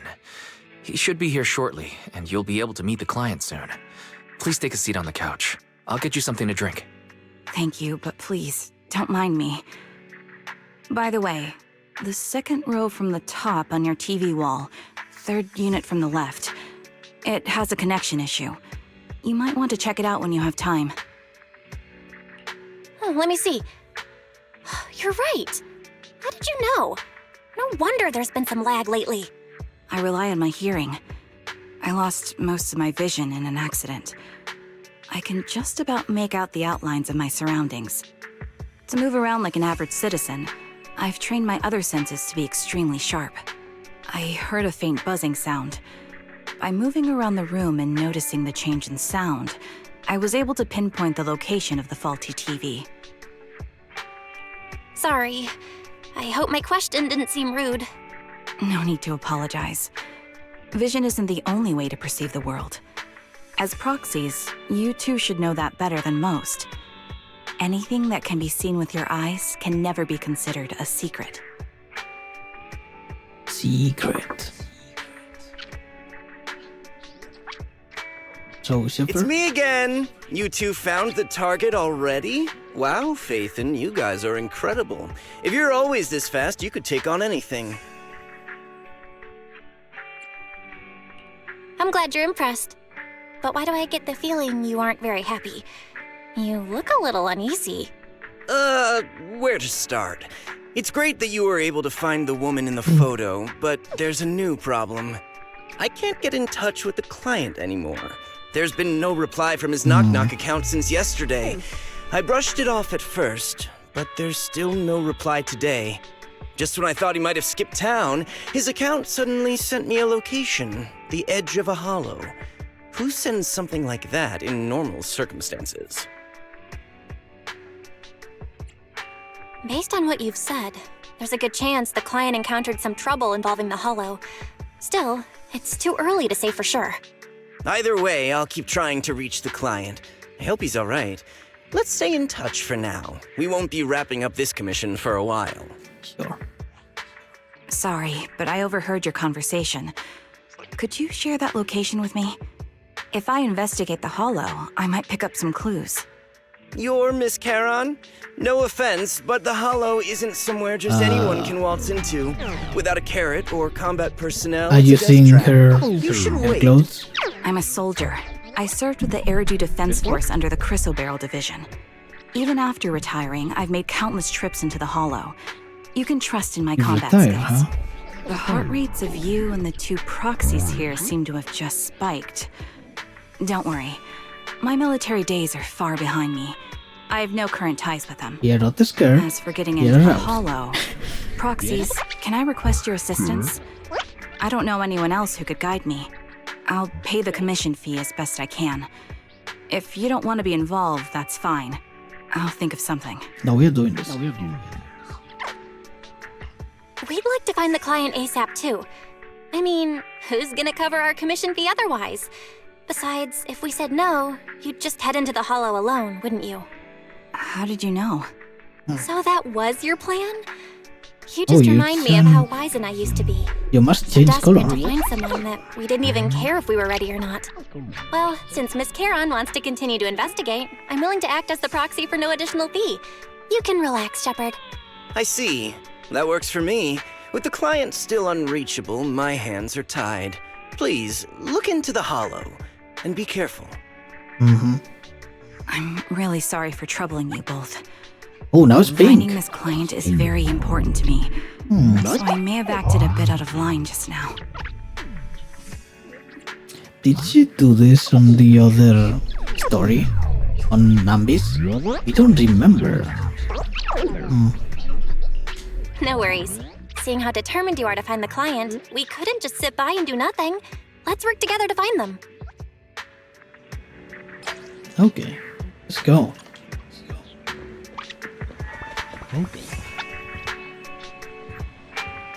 Goddamn, what a moment. Proxy, may I call you that? Of course. Thank you, Proxy, for accepting my request. This is probably your first time taking on a commission in the hollow that might involve combat. I'll do my best to protect you. Actually, I don't need to enter the hollow in person. Huh? You mean you can attach your consciousness to a bamboo? Such impressive technology. I've never heard of anyone being able to do something like this before. But even if you're a bamboo, I will protect you. You responded to my request, so this is my duty. Yes, Molly.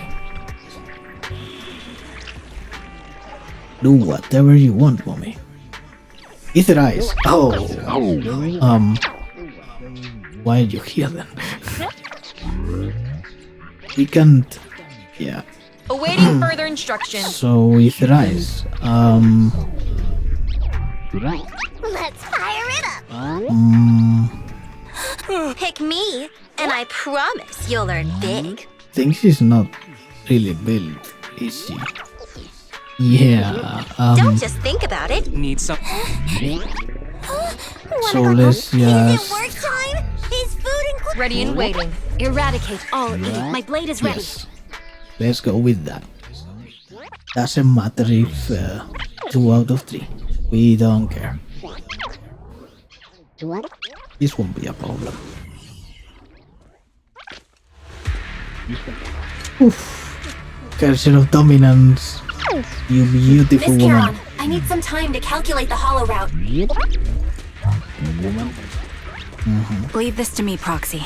Actually, I've been to this hollow before for reasons. I still remember the way forward clear as day. The bounciness. Adjusting for wind. Oh? Then why don't you wait just a little longer? Calculating a path doesn't take that long.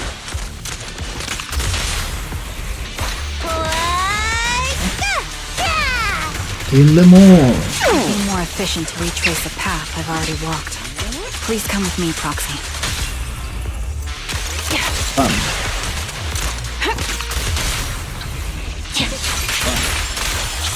The path ahead. It should be right around here. I wasn't here too long ago. No time to lose. Time to pin them down. One moment, Proxy. I'm sorry for being so presumptuous, Proxy. I got ahead of myself and made things difficult for you. Damn. Whew. Okay. Let's go into the breach. By the way, Miss Charon, how are you so fluid when you move and fight? Fluid and dead. Look at the jiggling. Is it because of your sharper hearing and heightened senses? Ether vision activate. That's one part of it. In fact, my eyes gained some unique abilities as they changed.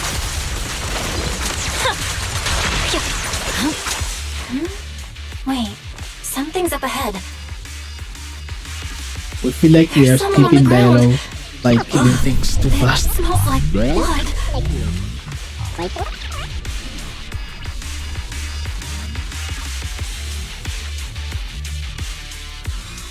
Bullet holes on their bodies. Damn, are they dead? They are. Okay, these two are dead. Cause of death appears to be severe blood loss from long-range gunshot wounds. Time of death probably within the last 1 to 2 hours, just before we entered the hollow, which means this isn't just a case of losing contact with our client. Someone's been killing people in this hollow. Though I don't sense the killer nearby right now, there is still a chance they are active somewhere in the hollow. Proxy, don't stray from my side. I'll keep you safe. Those two. I really want to take their bodies out of the hollow, but without knowing the killer's whereabouts, moving them will be too risky. Proxy, mark these coordinates. Once we confirm the area is safe, we'll come back to retrieve their bodies. I'm sorry, the ground must be cold. May you rest in peace. What could have happened? Who did this? Say, Lily? Given the depth of the wound and the caliber of the bullet, the killer was a sniper, just like me. Okay.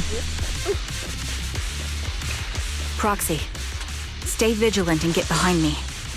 The killer may still be nearby. Gotcha.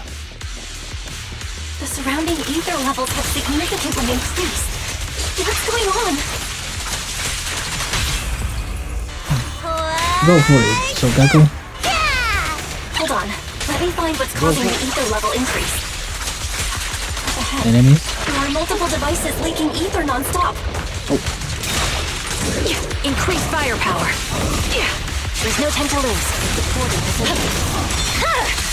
Get destroyed. Those are high-pressure ether storage tanks. Scum. Filled with highly concentrated ether.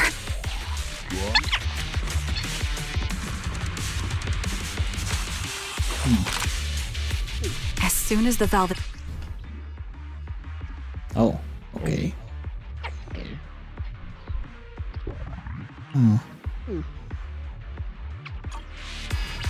So... Okay. Hello? Are we supposed to destroy that? Oh, it's more than one shot. All high-pressure ether tanks have been disabled. We can keep moving.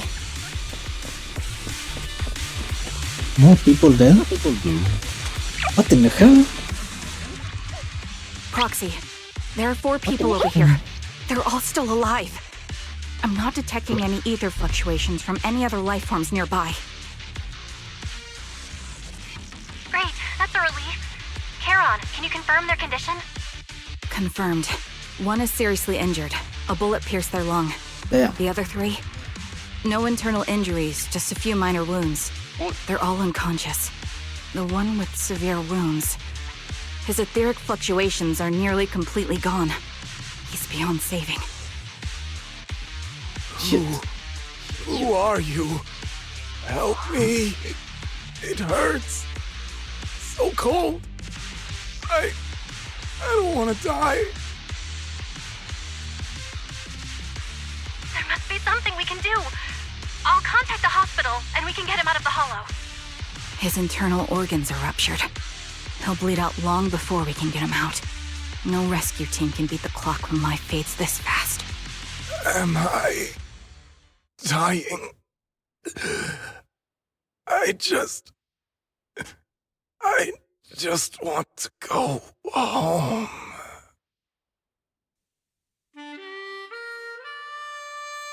Oh, there is the harmonica.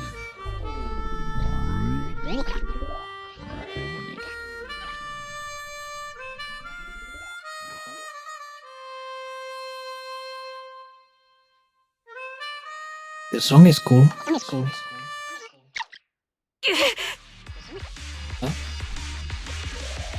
Charon, what's wrong? It looks like you're in pain. I'm fine, don't worry about me.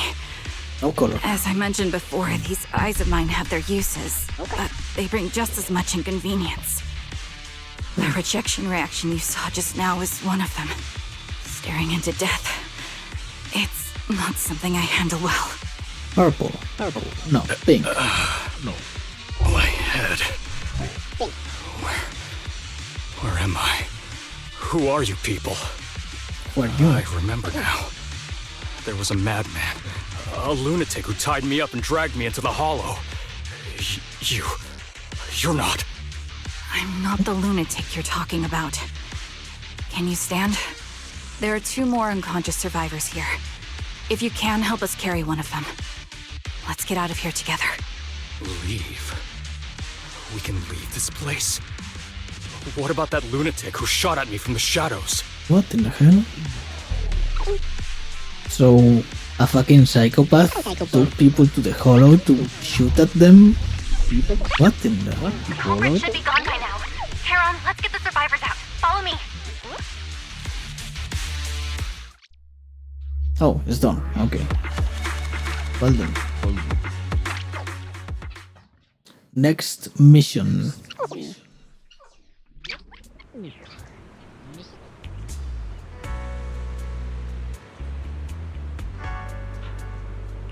Okay, Palette Twins.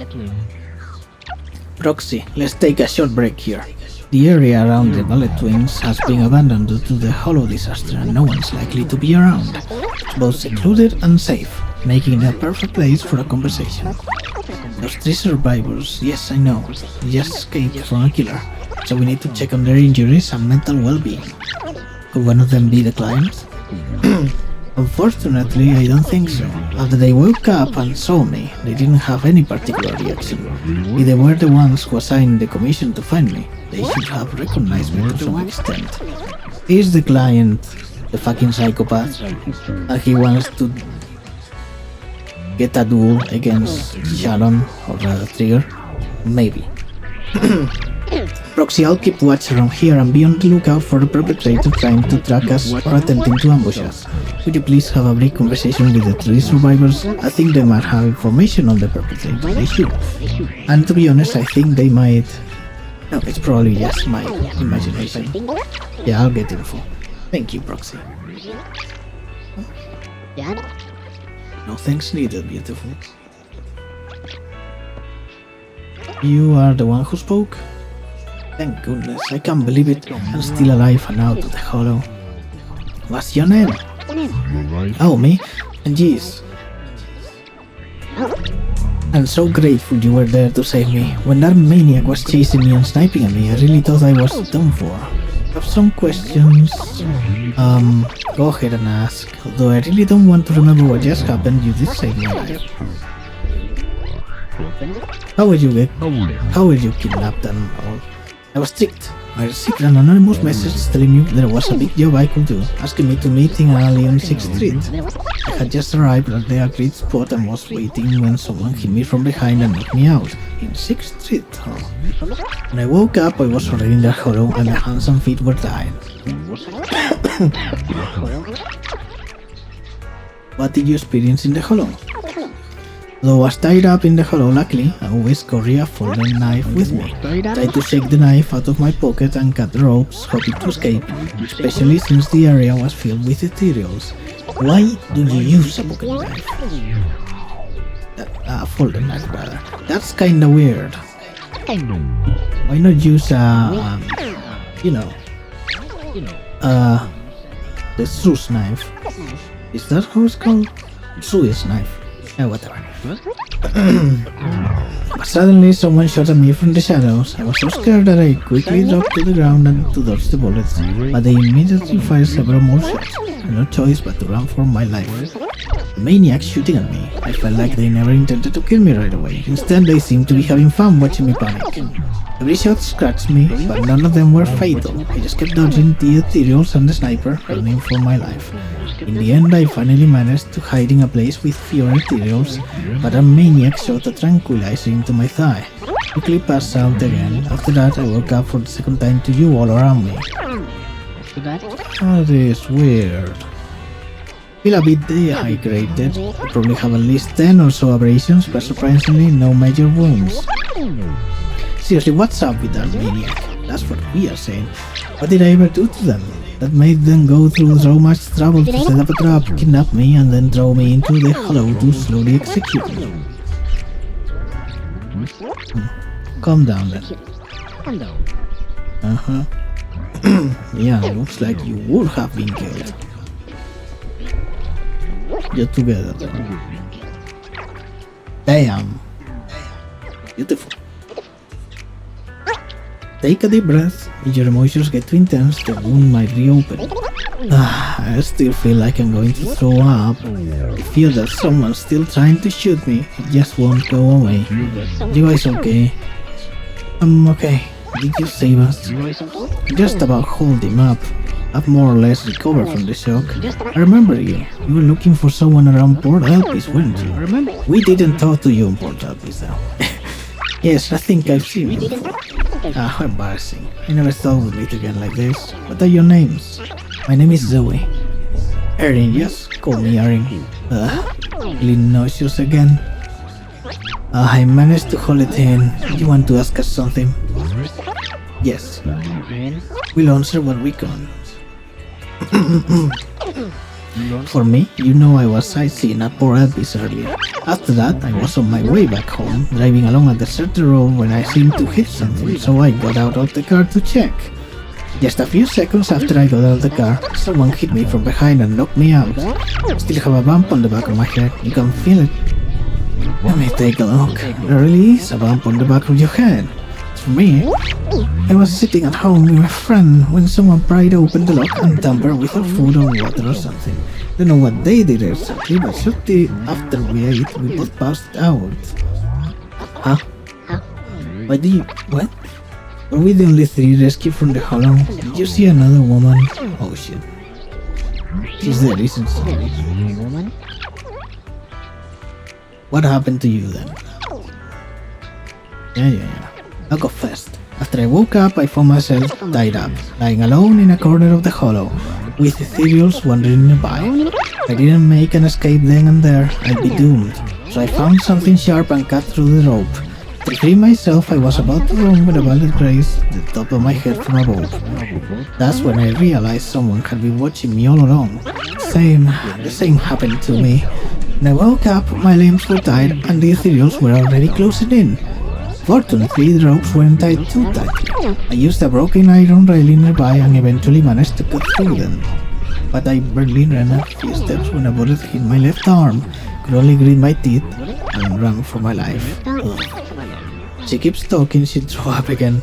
A maniac shooting from the shadows. They seem to take pleasure in watching our frantic attempts to escape.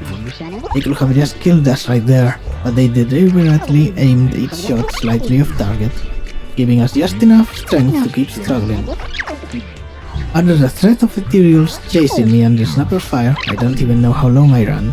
Eventually, I managed to reach an area where the ethereals were less active. But that maniac shot me with a tranquilizer and I passed out again. Same here. Now that I think about it, must have both passed out in the same area.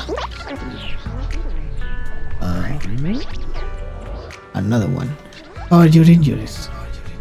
Aside from the blunt force injury to the back of my head, I also have some minor abrasions and a slight dislocation in my shoulder. Top of that, I'm a bit dehydrated, so I have a headache now. Mine are worse. My left arm was hit solidly, taking off a small piece of flesh, and the same with my cough. Why am I going through all this? I'm really fed up. Oh my god. Okay. Calm down.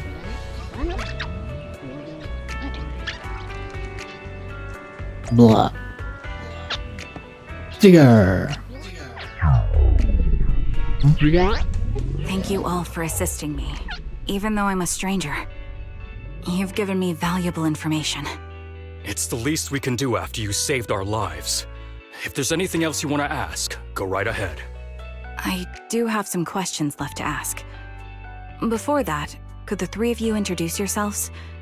I'd like to see if there's a pattern to how the killer chose their targets. I'll go first. My name's Zoe.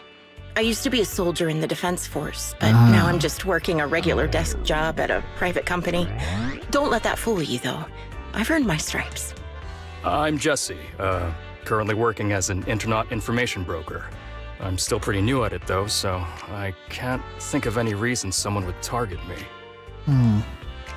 My turn? Broker, huh? I'm Erin. I was also in the Defense Force, but now I'm unemployed. Actually, I have a question for you all. Did you see my friend when you were in the Hollow?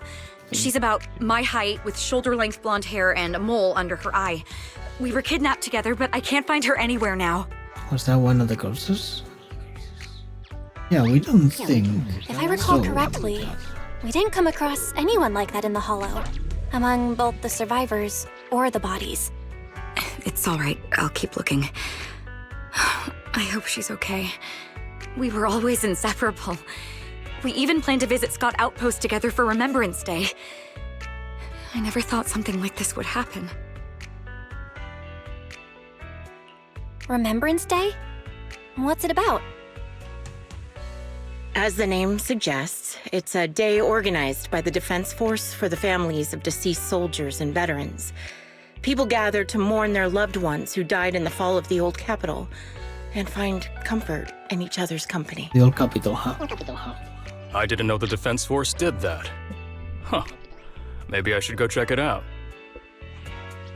If I can't find her anywhere else, I'll head to Remembrance Day alone. Maybe she'll show up there. Was your missing friend also a member of the Defense Force?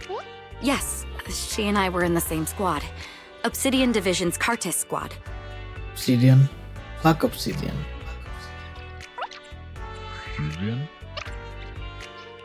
This sounds like a series of murders targeting the Defense Force.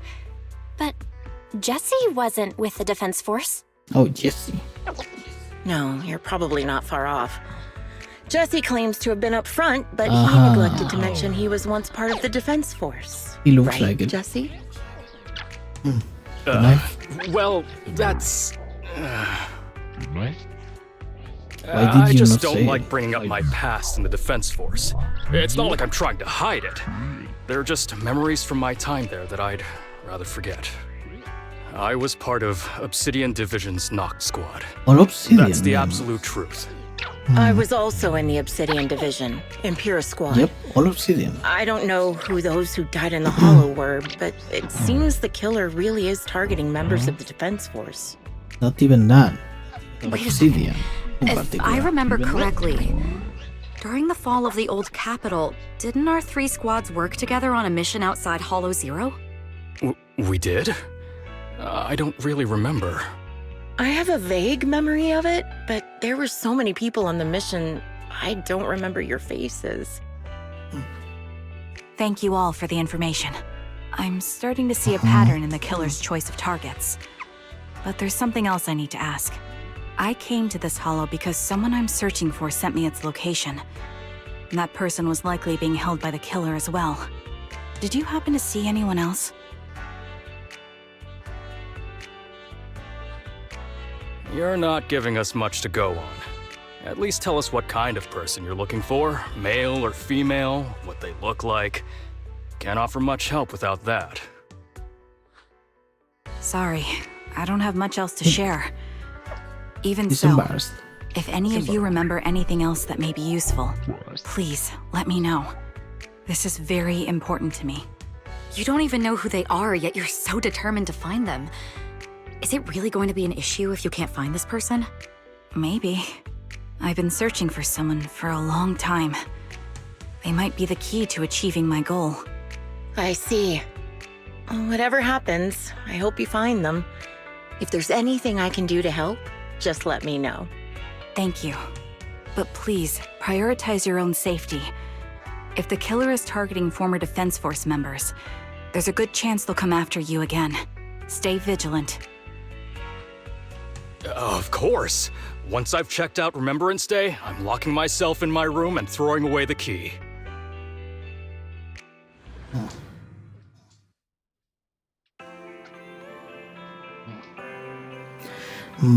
Even after questioning those 3 survivors, the clues we have so far are still insufficient.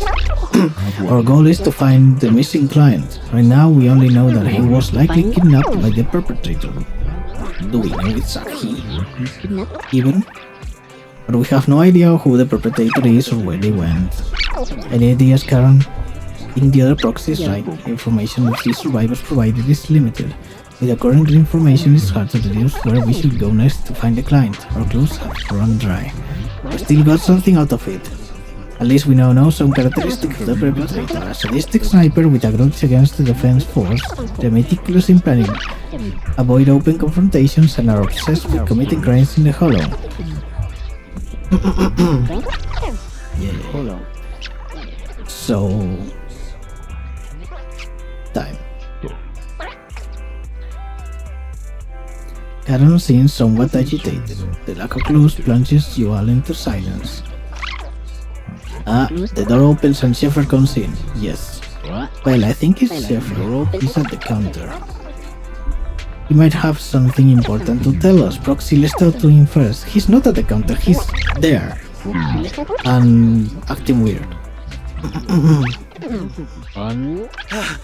Phaethon, you've already been to the Hollow and made it back safely? Did you run all the way here? Do you need a moment? We've already been to the Hollow, but unfortunately, we haven't found the client yet. I'm fine. Did you find any clues there? There are traces left behind. Signs of a kidnapping. It's very likely the client was involved.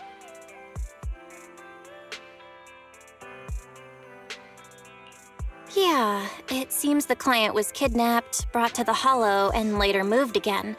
We're still looking for clues. But why did you rush over to the store? Did you find anything? Well, just take a look for yourself. Oh. I checked a map of New Eridu. This spot, it's another Hollow entrance. Of course it is. We've been chasing dead ends with absolutely no clues. And now one just appears out of nowhere? He's the killer. Something smells fishy here. You're sure it's just a disappearance for now and nothing more serious has happened, right? If that's the case, the situation is still manageable. No matter how shaky the clue is, let's keep investigating. Just be careful. Any casualties and this will become something beyond our control. At that point, stop the commission and contact me. I'll bring in some professional Hollow experts to deal with the situation. Too late. Thank you for not revealing what really happened to that information broker. Don't mention it. But I have to ask, why are you doing this? Calling for help might have been the safest way to handle the situation. The killer is a sniper who has no qualms about taking lives. Judging by the victim's injuries, it's clear they know how to deal a fatal blow and how to inflict pain without causing death. Most Hollow Raiders lack experience dealing with snipers. If they encounter the killer, it's likely to end in a difficult fight. Or worse, casualties. And besides, asking for help from others would only delay the search. The client is at risk right now, so I think we should follow the clues and enter the Hollow as soon as possible to ensure their safety. I helped you keep this from Shepard, but I have to admit, it's just too dangerous. What if this lead is a trap? Who even knows who's really behind the client's messages anymore? I understand, I really do. But what if we're late and something happens to the client? Why is the client so important to you, Charon? Would you be willing to tell us? Are you so set on finding them because they're connected to the person you've been looking for? The client's true identity might be the very person I've been looking for. And if not, they most certainly have some vital information. Since leaving the military, I've spent years searching for my missing teammates. They were more than just comrades who trusted me with their lives. To me, someone raised as an orphan, they were family. So I've scoured countless hollows and every corner of New Eridu to find them, but I've never found a single lead. Until I met you and heard that melody on the harmonica. It's called Homecoming. My squad leader composed it. Only our squad knew it. And yet that client of yours not only knows the song, but also gave you the sheet music. Please, Proxy. This client is the only lead I have left. I'm certain my teammates are still alive. If this trail goes cold, I don't know when I'll get another chance to reunite with them.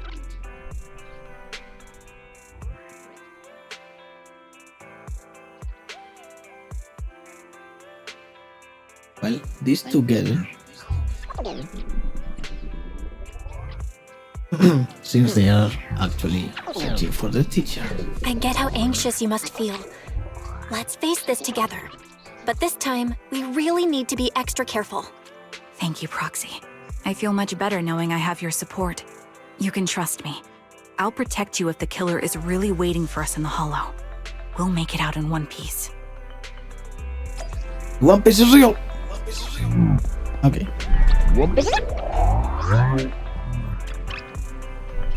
Proxy, your senses are shared when controlling bamboo. Does that mean the pain is shared as well? It is.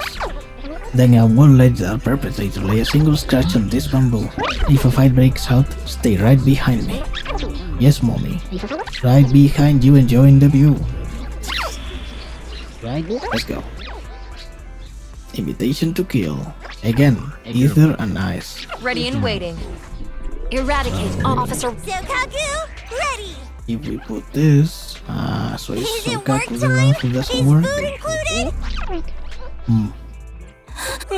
Pick me, and I'm good to Oh, hello. I'll follow your instructions.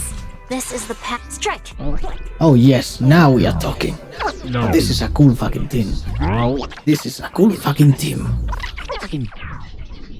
We like what we see. Girlfriends. Oh my. Looks like there's something here.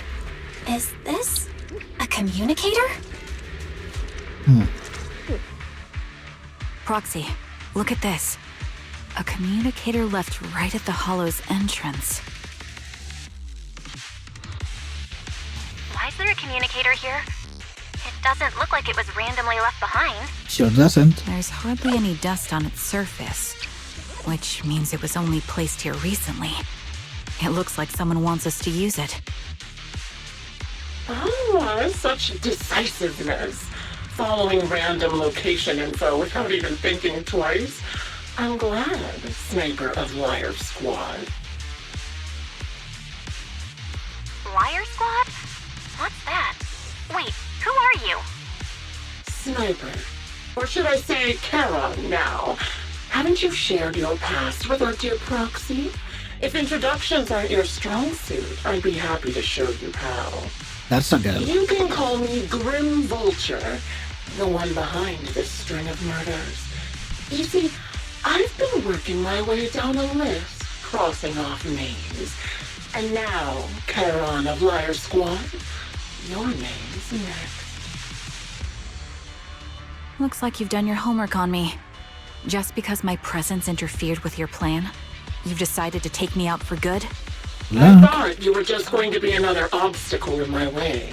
And now, with you in my sights, this must be some kind of destiny. Sure it is. I'm not sure what you're referring to, but I'm looking for someone. Given that you're waiting at the hollow entrance they shared, I'm guessing you have them. If you hand them over, perhaps we can make a deal. Good.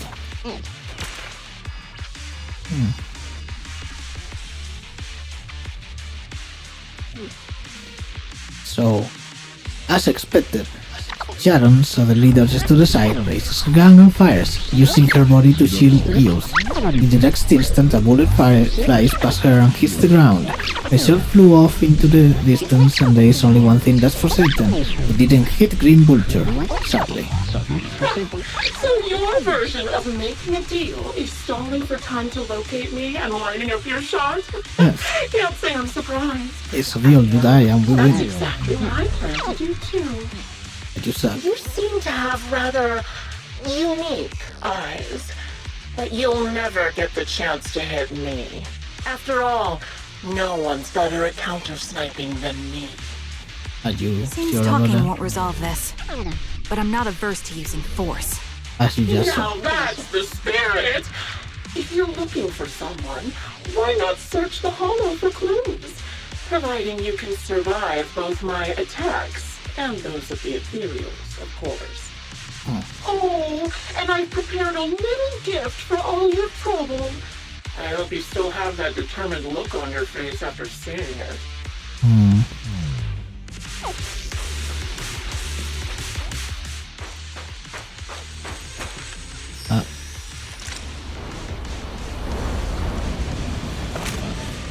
Oh, Watch out for Green Vulture taking shots from afar.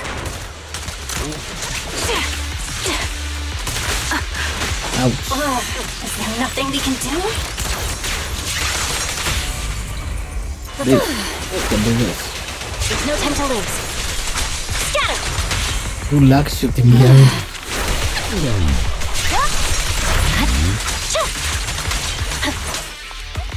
I'll take point. I found a box. Something feels off about it. A rather creepy box. It's giving off an unsettling stench. You have a bad feeling that opening it will be asking for trouble. You could say that. Clearly, Garon is having the same feeling. Right now she's hesitating about whether to open this box or not. Do not open it. She does. A blood-stained, tattered military cap, carelessly crumpled and stuffed in the corner of the box. Though the owner's identity remains unknown, the message it conveys can only mean one thing: death. Don't touch it. She does. I'm okay, Proxy. My sense of touch is deceiving me. This appears to be the outfit my former team at war, or a replica of it. So this is the surprise Green Vulture mentioned. I see now. Let's keep moving, Proxy. She goes silent. Yet as she chambers another round, you can sense her hands trembling slightly, while her grip grows even stronger. You'll remember what's inside the box, right? Your loyalty meets half. The one Styx always wore. Styx, huh? Curious How are as you? to how he died? Out here? I'll tell you. He took his own life. There wasn't much different from being offed by ethereals. Get buried, bitch. No then. Disappear. Ethereals had almost completely taken over his body. He was being corrupted, covered in ether crystals. His core was almost fully formed. So he did it to protect others. Another Stupid high-pressure bitch. ether tank. I'm a lot of ethereals have already been drawn to it. Let's deal with this then.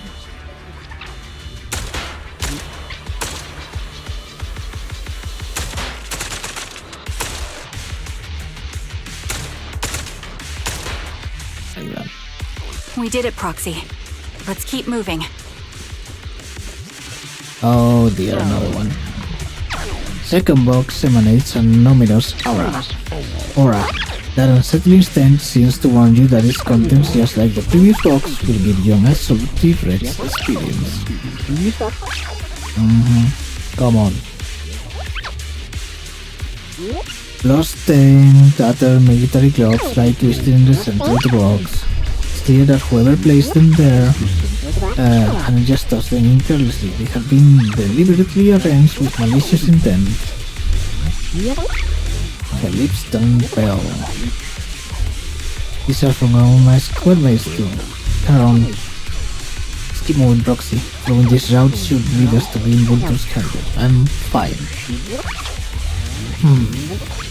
Acheron's favorite glove. Acheron! It wasn't easy getting my hands on them. God damn it. As Acheron can die. expected of such a famous, beautiful commander, even her gloves are stylish. She's beautiful, alright. Ether vision activate. Such a pity. In the end, also interesting. Oh, don't you think that's a shame, little sniper? How about you shut up? Get hit. You're done. Oh, about you. Such a beautiful hand. It could Now that. Ethereal's gnawed off her arms, and part of her left as well. There's no time to lose. Get forward in position. As you will. But she still had the backbone. She stood tall, even in death. It's but one step away. It's just as I Get said. destroyed. She died from multiple fatal wounds. Even the most beautiful flower will wither without protection, won't it? You suck. You're a terrible sniper.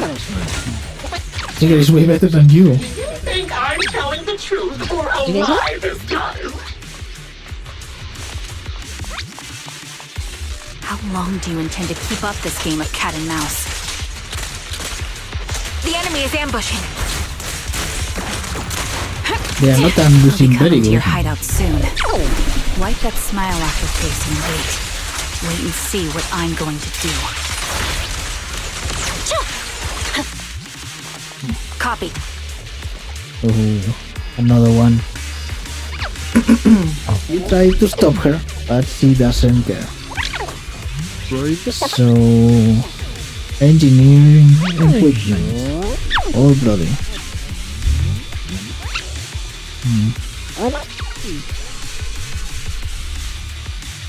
So, Congratulations! You found the third box. Inside is... Who was it again? Oh, right. A piece of bloody fabric from Cocytus's clothes and some damaged engineering Isn't this gear stained with Cocytus? Leafy's blood. There weren't enough boxes, so I had to cram them together. They're just a medic and an engineer, not exactly combat material, right? Surely you're not mad, are you? oh, you'll see.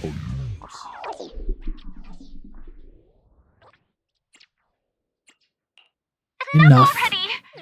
Using her squad mates, her family to mentally torture her. That's vile. How much longer are you planning on doing this? Until she dies. Oh dear, did I go too far? My sincerest apologies. It's just, watching you plunge headfirst into my trap was so entertaining. I may have gotten a bit carried away, you know? Relax, the person you're looking for isn't here, and those are just fakes. I didn't actually take them from her comrades. Are you sure? Her comrades are long since corpses in the hollow, after all. How could I possibly have gotten hold of their clothes?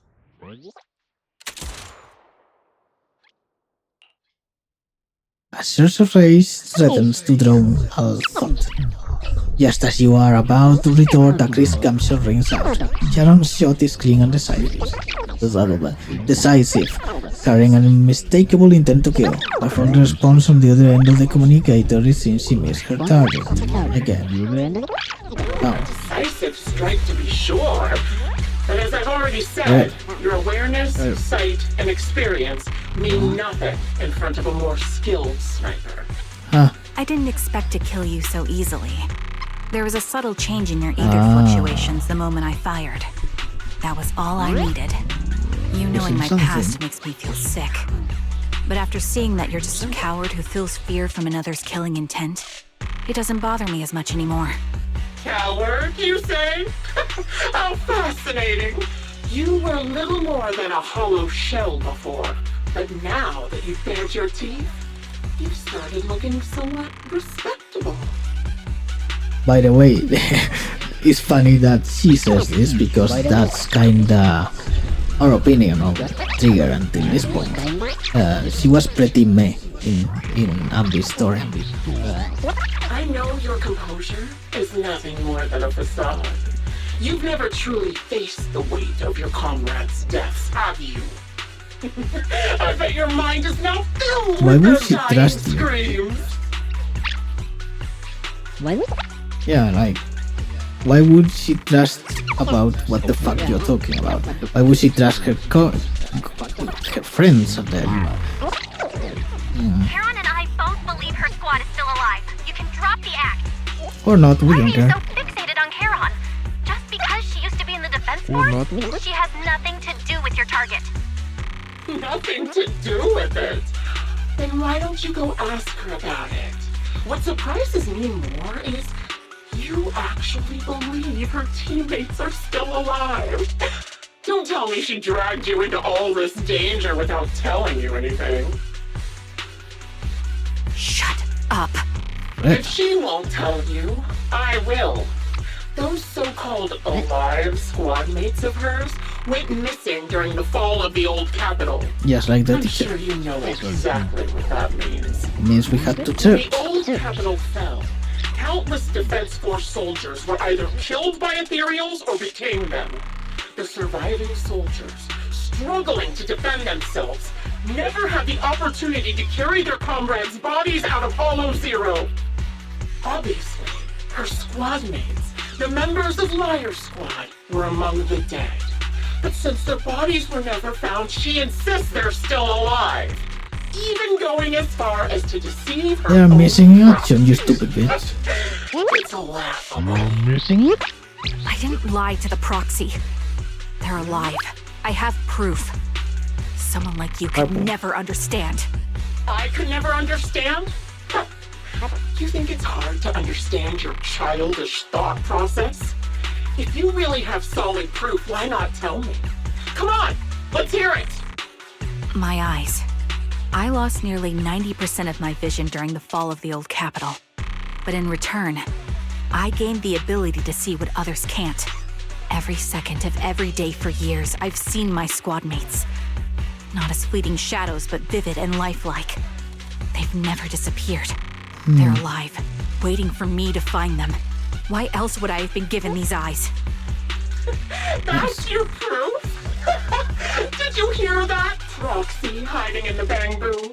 She spent years chasing after people who couldn't possibly exist, all because of some ghostly visions. Are you cognizant of the fact that you are talking to someone that is putting his consciousness, well, rather her consciousness, in a fucking bamboo? How is that more believable than what she's saying? Not to mention, we know from Vivian that supernatural things are a thing. So this is not weird. You'd rather believe those visions of your teammates are real-time projections than accept that they're dead.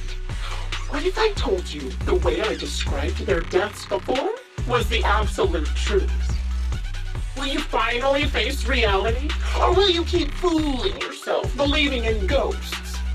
I guess you'll keep deceiving yourself, because that's how you survive. I'm not lying to myself. I really... really want to find your squad mates who have been missing for years and were officially declared dead? You couldn't protect them when the old capital fell, and now you're just making up stories to fool yourself. Give yourself some so-called reason to go on, latch on to any stupid excuse. You're just a selfish, naive coward who did nothing and couldn't do anything when your comrades were dying! You sure are talking a lot, huh?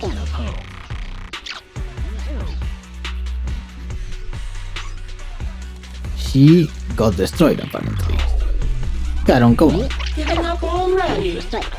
At least you've got a shred Sora. of dignity left.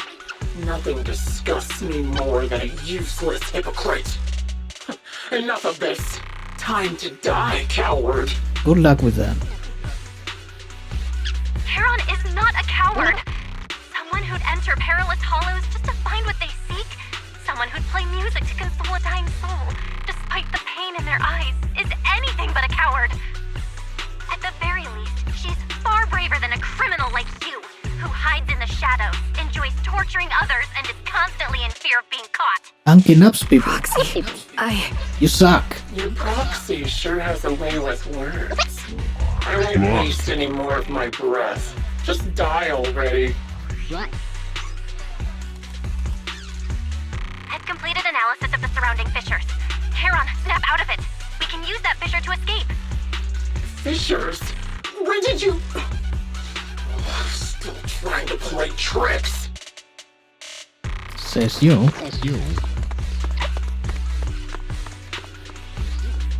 So we just escaped through the fissure. What's up with you? Charon, please wake the fuck up.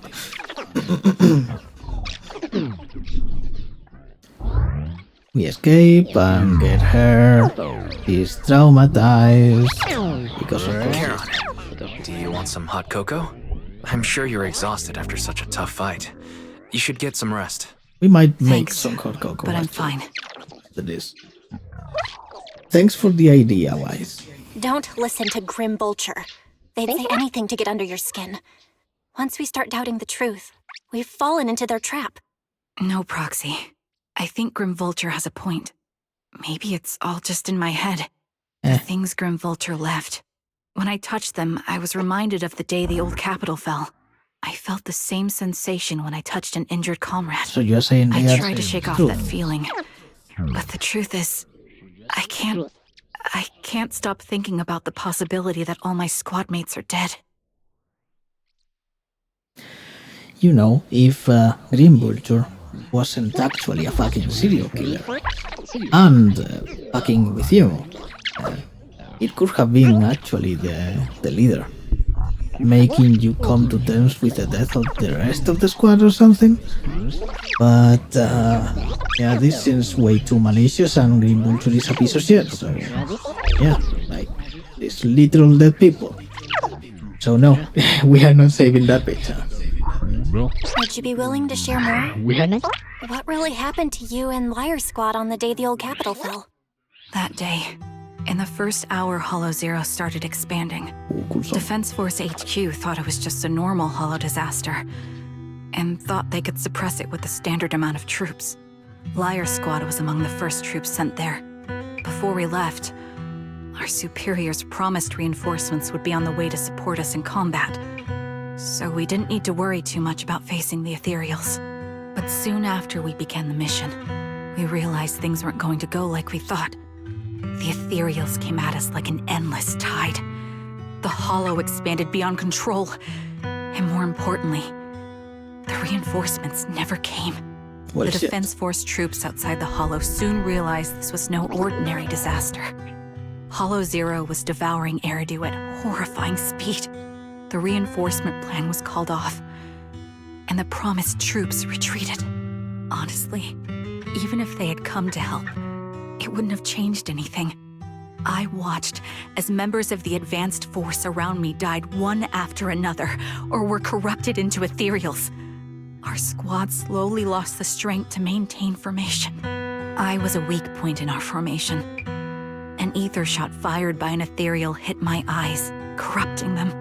Because of that and several other wounds, I shortly lost consciousness.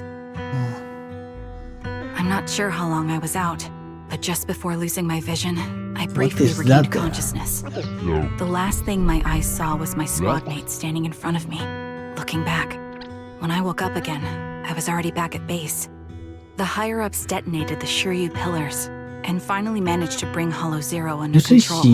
I don't know who rescued me from the Hollow, but none of my squad mates had made it out. That thing looks like a flower. The image of my squad mates being the last thing I saw has stayed in my mind. It must be some kind of sign. A sign that they're still alive. Don't you think?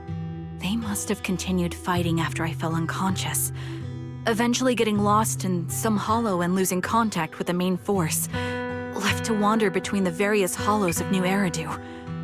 That must have been what happened, right? The defense force, civilians, no one believes me. So I decided to find them myself. The reason behind these eyes, it's got to be to guide me to finding them still alive. Actually, the girl on the left, she looks familiar. She looks kinda like... There was one NPC on the Hollow Zero weekly thing, in the TV mode. She kinda reminds us of that. Though the one on that was dressed differently, more goofy. But maybe it's her. Am I wrong, Proxy? Are these eyes pointless? No, they're cool. I knew that's what you thought. Interpreting what my eyes see as proof my squad mates are still alive is just wishful thinking. Why not wish? They're really gone. Why would I have been given these eyes, which bring nothing but pain? And they give it you. They're truly no longer alive. How can I apologize to them in person? Tell them I'm sorry. Sorry for being so weak. Sorry that I failed to protect them. Their faces are all so blurry. I can't see their expressions. I can't even bear to look at them. If their final look at me was filled with resentment and disappointment, I wouldn't know how to handle it. They wouldn't feel like that.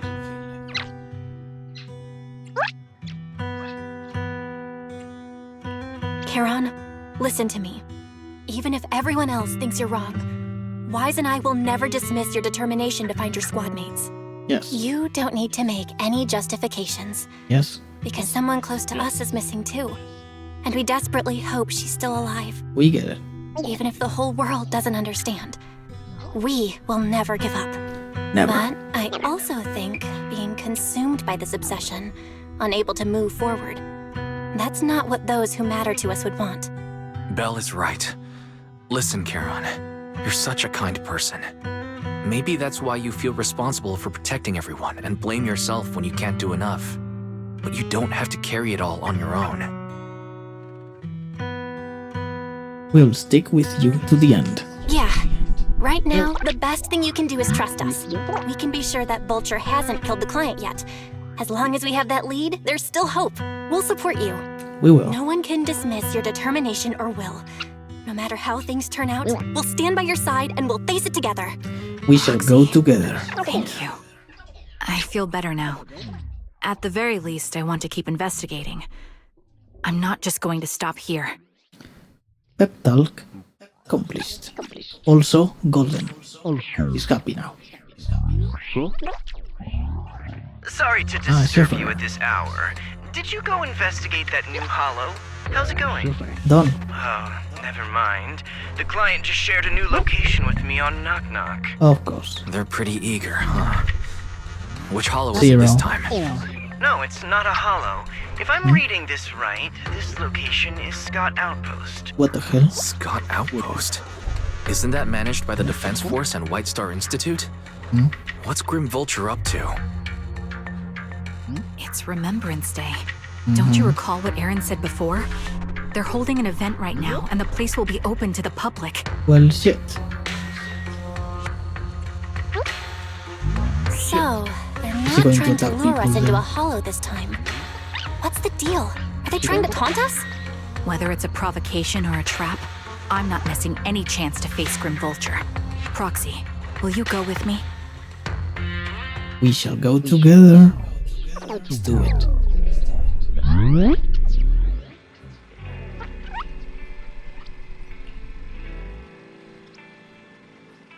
Okay. Leave it to us. We will take care of this. One way or another. Good morning. Did you sleep well? Sorry, Proxy, for losing my composure in front of you yesterday. I think I've gotten my mood back in order now. It seems I can't hide it from you, Proxy. I'm sorry. I think I'm still struggling to process this sadness and unease. Not sure where I should go from here. Let's find a way forward together. Yeah, you're right. Instead of continuing to suffer, it's better to reach out and grasp all the hope we can find around us. Maybe things will eventually change. Or you'll find someone like Junko Enoshima and fall in love. I mean, what? Let's go, Proxy. Today we are attending Remembrance Day as ordinary citizens, so we can carry any weapons. Suppose Green Vulture wouldn't be foolish enough to make a move inside a military stronghold. She will, probably. Believe we should be able to find new clues. Okay.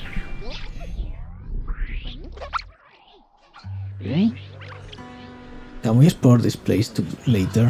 What's wrong? No, it's nothing. Alright, I'll say it.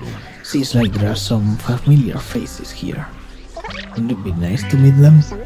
I don't think I can face them. If I'm not mistaken, they should be the family members of my teammates. I don't know how I should face them. Try reaching out to them. I know, but I'll be there for you. Then it's adieu. I'll go and talk to them. Proxy, you don't have to say anything. Just stay by my side and give me the courage to speak. This is sweet. This is sweet.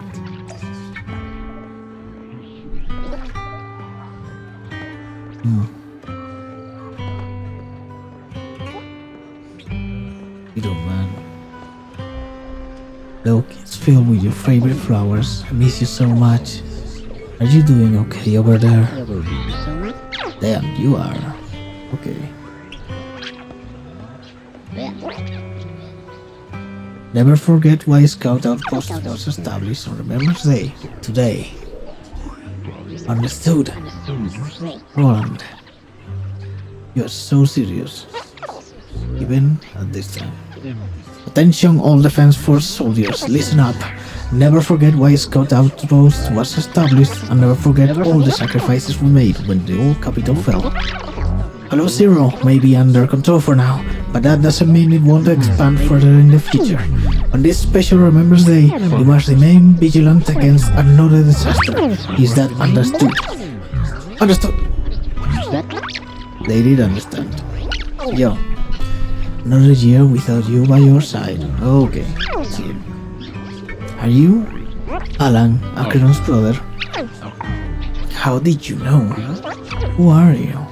Wait, you're Igor, so you're Acheron's sole surviving teammate. I remember you. We met once after the fall of the old capital. After that, I didn't hear anything about you again. I never expected you to meet you here. This plushie is Acheron's favorite plushie. She always kept it in the most prominent spot in her room. I brought it along here as I'm bringing my sister's shadow to participate in Remembrance Day. I'm sorry, Mr. Alan. You don't need to apologize. Still remember one time when my sister came home excitedly, telling me that a shy new girl had joined the squad. That girl didn't speak much, but she was beautiful in battle. That was the happiest I had ever seen her. To her, you were a presence that inspired admiration and a desire not to fall behind. A beautiful soldier who gave her the drive to keep moving forward. You don't have to apologize to me. If my sister were here, she would surely say the same thing. Please don't mind me too much. The Defense Force has made a lot of preparations for the Remembrance Day event. Please take your time here.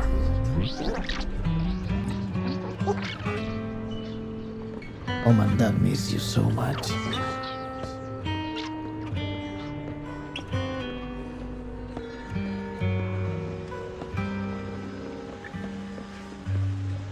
Ethel. My son, can you see me now? I'm doing well. My legs and feet are fine. I just miss you so much. Excuse me, are you Coquito's mother, Ethel? Coquitus? How the fuck do you pronounce this? Like, we remember Coquitos is how they do it in Overlord, Japanese dub, as probably everyone knows the name from. But yeah, Coquitus? Anyway. Oh, you are. Oh, I recognize you. I saw you once in the military camp after the fall of the old city. You are Coquito's teammate, one of the survivors. I've been wanting to get in touch with you over the years to see how you've been, but I never heard from you. Didn't expect to meet you here at Remembrance Day. I guess this is fate. Miss Ethel, is your health still... I'm in good health, fortunately. Everything is fine, although I'm the only one left in the family. The pension from the government is enough, and I still have some years in me. I'm sorry, Coquitos, Child, you don't need to apologize. My son may appear carefree on the surface, but he's always felt so much pressure. One day, he suddenly told me that he had found a companion who truly understood him. I believe he was talking about you.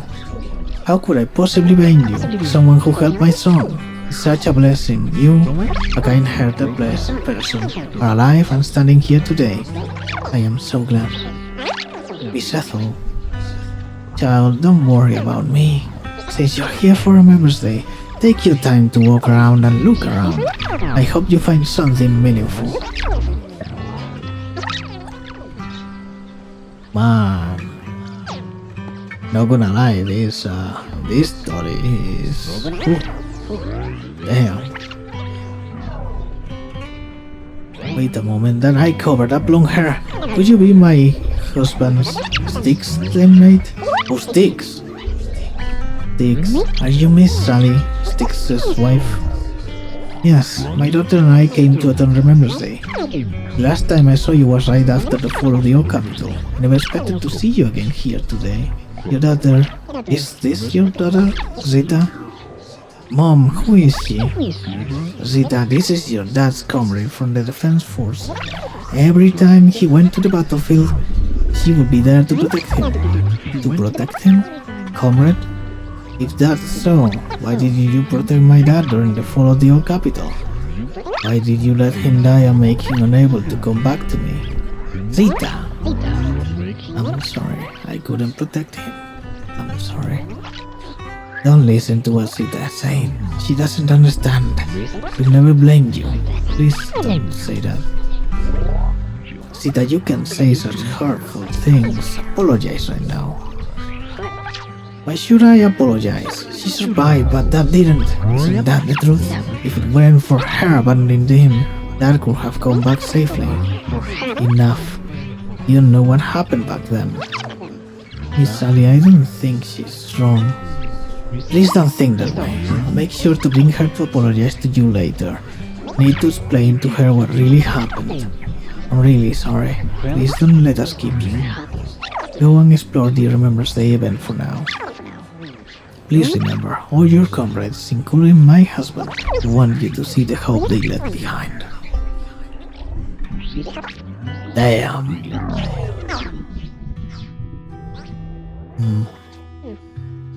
Definitely doesn't seem like a coincidence. Miss, I'm sorry for being mean to you before. Mom told me you were protecting Dad until the very last moment before you passed out. I shouldn't have said you left him to die. I'm really sorry. Zita was really young when it happened, so she was too little to understand, and I haven't really talked about it. I hope she didn't upset you. No, she was right. If only I'd been strong enough to take down most of the ethereals, maybe they wouldn't have ended up in that situation. Oh, that's not fair. The old capital was falling. No single person's strength could ever be the deciding factor in the face of a disaster like that. Ask me, Abby. In spite of it all, you survived. If they were still here, I'm sure they'd see that as something to celebrate. I've always known the truth. I failed to protect them. A weakling like me survived, and the rest of them disappeared without a trace. This isn't solace. It's the worst possible outcome. Survivor's That's guilt. something I can't face. I've never had the courage to tell you I couldn't protect your loved ones. All I can do is wander New Eridu, hoping to find some trace of them. Even after all this time, I still haven't accomplished anything. I'm sorry. You really don't know us at all. This isn't the worst possible outcome by any means. Styx, my husband, and all his comrades who lost their lives, each one of them left behind their own legacy.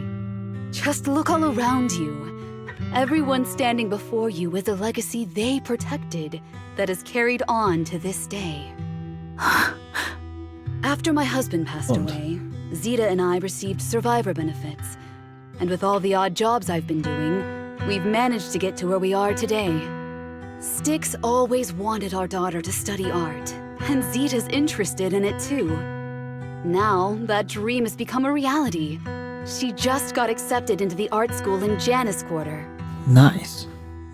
Mom and I have our tough days, but I often think of Dad's cheerful laughter, and that memory gives me the strength to keep pushing through. One day, it'll all pay off, just like it has now. Thank you for always being by my husband's side, even at the very end. Well, I suppose you must have heard about my condition from my son? Ethel, Cocytus used to tell me about you. He often took leave or skipped work to earn extra money by part-timing, or to care for you when you were sick in bed. Yes, that's true, but I bet he never told you my illness became so bad that I needed major surgery, and he worked his tail off to raise the money. Who would have thought he would pass before me? I used the benefits from his death for the surgery, and that's the only reason I'm here today. In a way, his passing allowed my life to continue. That's truly sad. Every time I think about it, I feel like I need to keep my body healthy and live a few more years. The sights I see, I believe he can sense them from somewhere far away. When I was too weak to take care of him, it was you and your comrades who stayed by his side. Thank you for everything that you've done for him. As for me, well, I'm currently working as a fashion designer. A fashion designer? Is that because of Acheron? It is. I'm sure you remember how much she loved beautiful things. She was always into fashion, so I decided to become part of that world. That way, she can always be with me. I admit I had no idea how fun fashion design could be until I actually gave it a shot. I wish I'd figured that out sooner. We would have had so much more to talk about. Anyway, I'm planning to start my own fashion brand next year. She used to say that after retiring from the army, she wanted to pursue fashion design. I really want to carry on her dream. It feels like my life's purpose. You know, she used to talk about you when she came home for the holidays. How your rivalry pushed her to keep improving. So, thank you. I'm proud of my sister. And I'm proud of you, too. Damn. As you can see, all of us have made it to this day, carrying the will of those we loved. So please don't say they left nothing behind. They've always been a part of every pain and joy we've experienced over the years. Please remember, everything and everyone in New Eridu is only here today because you all risked your lives in battle. Thank you. Thank you, everyone. It's been wonderful to hear about how you're all doing and to listen to these words. I'm so glad I decided to come here on Remembrance Day. And now you will Speaking have of to which, protect I him. wasn't expecting to see any of you. What brings you here today? I could ask you the same thing, Ethel. Last time I asked, you said you weren't coming. I only came because I suddenly got a DM from Nathan. He said he really wanted me to be here. I'm here because of Nathan's message, too. He was pretty Who is insistent, so I thought he'd be here. But I've been looking around for a while now. I still haven't seen him. So it's the same for all of us. I responded to his message, but he never wrote back. Isn't that strange? It is. Sorry, but who's this Nathan you're talking about? Nathan is Lethe's younger brother. Frankly, out of all of us, he's probably the one who wants to see you the most. He used to be part of the defense force himself, and... Oh no. The day the old capital fell, his squad was responsible for supporting the forces that had already entered the Hollow, which included all of you. He's told us that story so many times. When they saw how bad things were in that Hollow, some of the reinforcements called off their plans and pulled back. He tried to stop them, but there was nothing he could do. He always blamed himself and wanted to find you to apologize. But the truth is, the reinforcements retreating was inevitable. Shortly after their retreat, headquarters issued the official order. Yeah. And those who retreated are probably the Obsidian divisions, which we already saw. Some are kinda pieces of shit because Obsidian sucks, but apart from that, they are the victims in this case. We all lost someone in that disaster. And for a while, we resented the reinforcements for their decision. But over time, we came to understand it, and we eventually let it go. There was no avoiding casualties in that battle. In hindsight, it wasn't wrong for headquarters to prioritize saving their strength. May I ask what the name of Nathan's squad was when he was in the defense force? The Impera squad of the Obsidian division. Is something wrong? Obsidian, nothing. It's just... I think I might have stumbled upon the answer I was looking for. Was he a sniper though?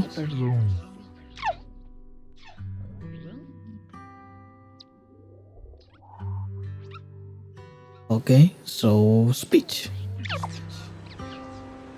According to the schedule for Remembrance Day, it should be time for a representative for retired Defense Force veterans to give a speech. Looks like the speech is about to begin. Is that one of the girls we rescued? Feel a bit concerned. Proxy, could we go over and listen to the speech for a moment? Right? Looks like her. Elizabeth, why is there a dog here? Anyway. Is that Zoe on the podium? Told you it was her. Is she here to speak for the soldiers? That seems fitting. She's got medals after all. But I don't see Jesse or Aaron anywhere. Didn't they come? Everyone please, quiet down. Zoe, of Nemesis Squad, a representative of the veterans, will now deliver the Remembrance Day speech. Nemesis is a pretty metal name. Hello, everyone. I'm honored to stand here and speak on behalf of all of the soldiers of the Defense Force. Today, we gather to commemorate Remembrance Day, a day born from the tragedy of the old capital's fall. Many of us lost relatives or friends in the disaster, and I am no exception. Every member of my squad perished in that battle, leaving me as the only survivor. Losing the friends you cherish to the Hollow is a pain that never fades. It's a sorrow that will stay with us, now and forever. However, to the families of the fallen soldiers, hold your heads high with pride for your loved ones who gave their lives. They fought to the very last moment when the old capital fell. Death isn't the end, nor dishonor. It is their eternal medal. They gave their lives facing an unstoppable disaster, exchanging their sacrifice for the world we have today. In doing so, they fulfilled their duties as soldiers to perfection. Without the blood they spilled, Eridu would not have endured, and new Eridu would never have risen from the ashes. In honor of the wishes of the departed, look ahead, people of New Eridu.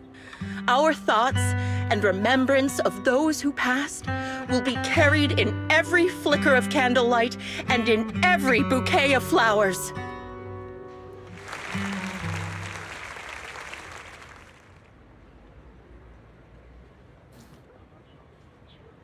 My speech was meant to end here, but since you all seem quite engaged, please allow me to share a little more.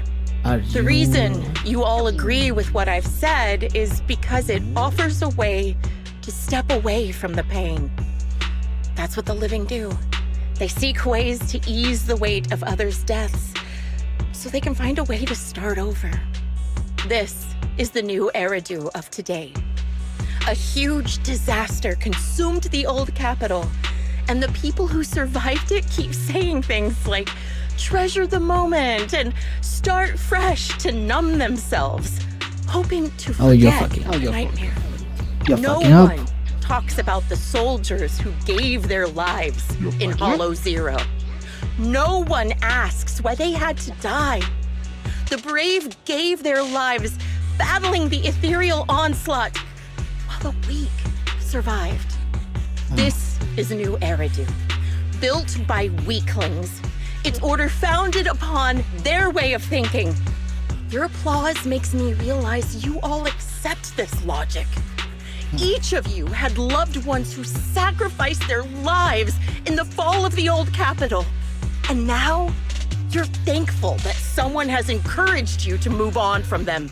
What meaning does the sacrifice of those who died have if you all choose to forget? Have you never thought about why your own loved ones had to die? And why no one is responsible for their deaths? This is a question to ask you. Miss Zoe, there's not much time left for your, Open your eyes! I'm speaking to those who have lost loved ones! If death is the medal for the fallen, then pain is the cross the living must bear. If you fear its weight and run from the suffering, the soldiers will never find peace in their eternal rest. To tear the wound open once again, so you'll never forget the searing pain. That's the real meaning of Remembrance Day. I don't agree. Corin, I didn't expect you to be here for Remembrance Day. How are things going with your search? Seems like you have something to say. Among the people standing here, there's a woman who raised her daughter with the survivor benefits left by her husband. Another who's been able to carry on with her life thanks to the final efforts of her child. And yet another who's found purpose because of the influence of his late sister. The will of the deceased lives on in every person here. The soldiers who died during the fall of the old capital fought for this. The future that their loved ones are making for themselves now. Yes. The old me might have agreed with what you said, but someone taught me that pain and hardship can lead to hope. They helped me see that hope could be inherited, not just destroyed when life fades. That's why I believe the departed didn't leave us wounded or with a heavy cross to bear, but with a melody. Each of us holds a harmonica that plays the melody of life. At first, okay, going a little bit heavy with that. but it will eventually flow smoothly, taking on our own style, until it merges with our soul. You seem quite certain about what you're saying. Tell me then, what kind of melody is left behind by those we've lost? I'm not sure. I can't picture the exact melody, but I trust the answer I've chosen. And I trust everything I've seen and heard. A vague and insubstantial answer, isn't it? I was right about you, Corin. From the moment we met, I knew we'd never really understand each other. I'm sorry you feel that way. Everyone, I apologize for taking up your time. My speech ends here. Please feel free to continue with your visit.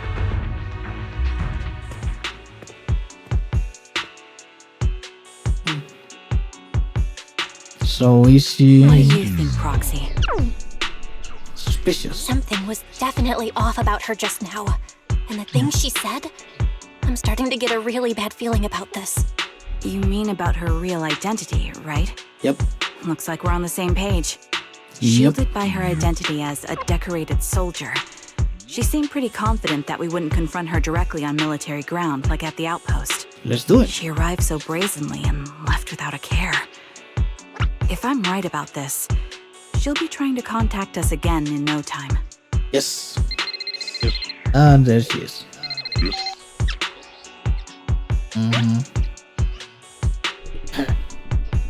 like you're a little busy, so I'll keep it short. The client just sent me a location via Knock Knock, along with a picture of several unconscious, tied-up individuals. I'll send you the location shortly.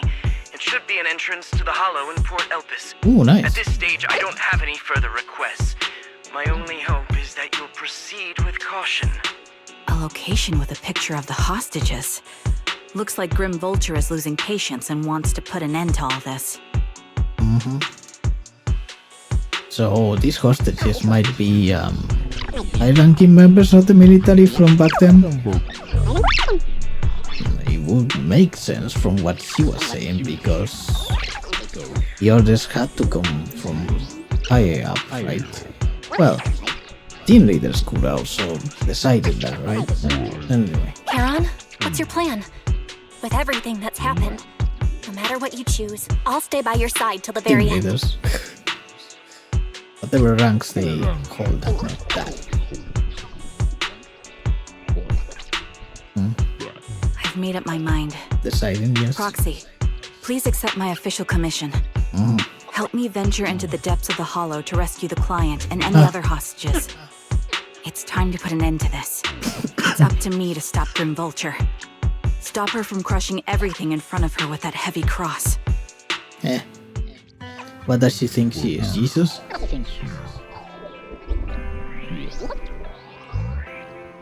Okay. Ready for this. Dogfight, yes. Any strategy in mind? To be honest, there isn't a fully viable strategy. The opponent is a sniper and can keenly anticipate the timing and trajectory of each of my shots, dodging in advance. Entering the battlefield pre-prepared by such a formidable enemy alone, it's foreseeable that she will continuously occupy elevated sniper positions, relentlessly targeting us, while we'll have very few opportunities to land a hit on her. So we'll be easy prey. Theoretically speaking, that's right. In a sniper duel, the one who fails to secure the best vantage point or exposes their position is always the loser. But I believe there is still a chance. In a previous fight, I could sense the pride and impatience of Grim Vulture as a sniper. I'm not sure where that impatience comes from, but the pride is definitely something we can turn against her. You know, impatience is terrible if you want to be a sniper, right? I believe she will never accept the idea of me surpassing her in sniping skills. If I can outmatch her at a critical moment, she will lose her composure. That will be the only instant she exposes a weakness. Roxy, this is a strategy I've chosen. Grim Vulture may indeed be the superior sniper, but I will surpass her and make this strategy succeed. To win this battle despite the overwhelming disadvantage, please entrust your back to me, Roxy. I need you as my companion to support me. You have to do the same then, Charon. Yes, I will. I will protect you, so please also provide me with your guidance. Let's go. Time for the showdown. Piercing rain. As always. Awaiting further instructions. You're ready, Officer 1. I'll Yup. follow your instructions. This is the And path. yup. Strike. Let's go. Kill them all. Especially her. Will there be an actual boss fight or something? She becomes an ethereal. Oh my.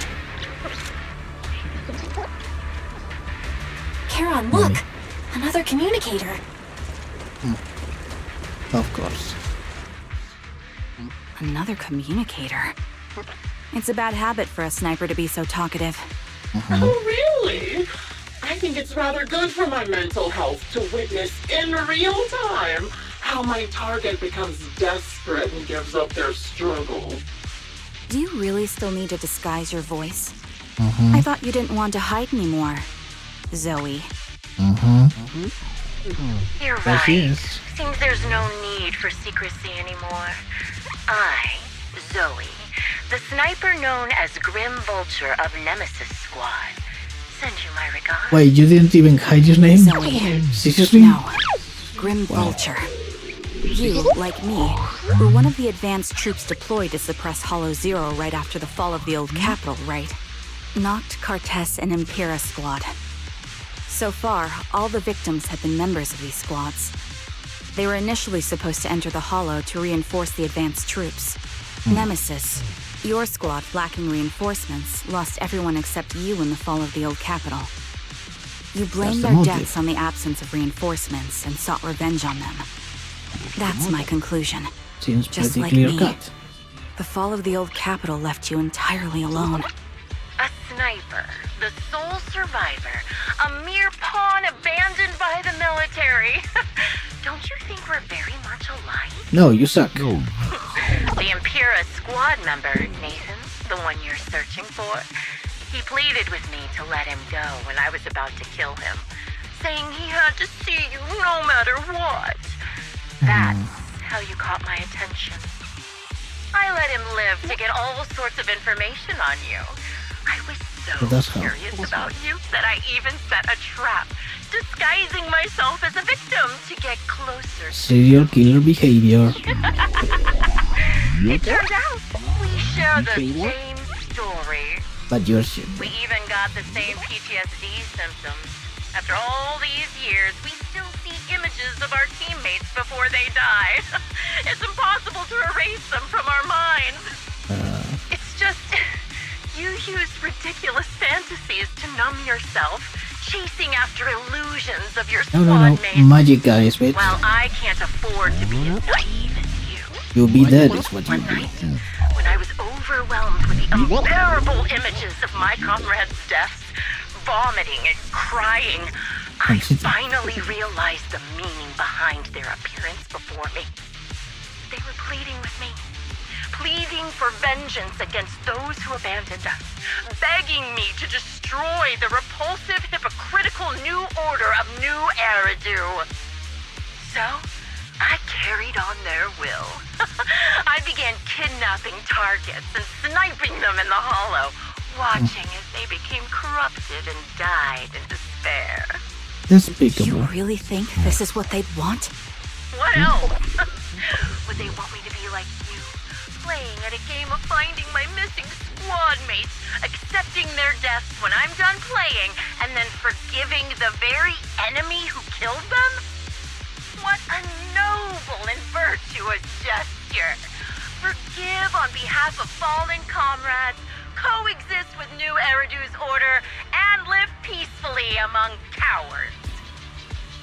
You sure are talking a lot for someone that apparently hasn't gotten the higher ups on this. Like, you haven't even said anything about who is to blame for the actual retreat. Like, who made the decisions?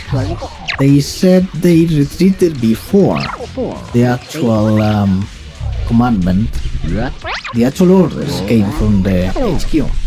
So someone decided that before that, which could be illegal, even if it was the right idea considering whatever happened there.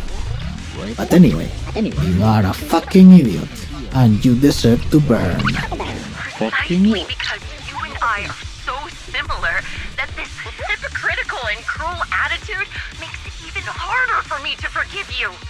After our first conversation, I was certain I must end your life myself to prove I'm right. That's exactly what I wanted to say to you, too.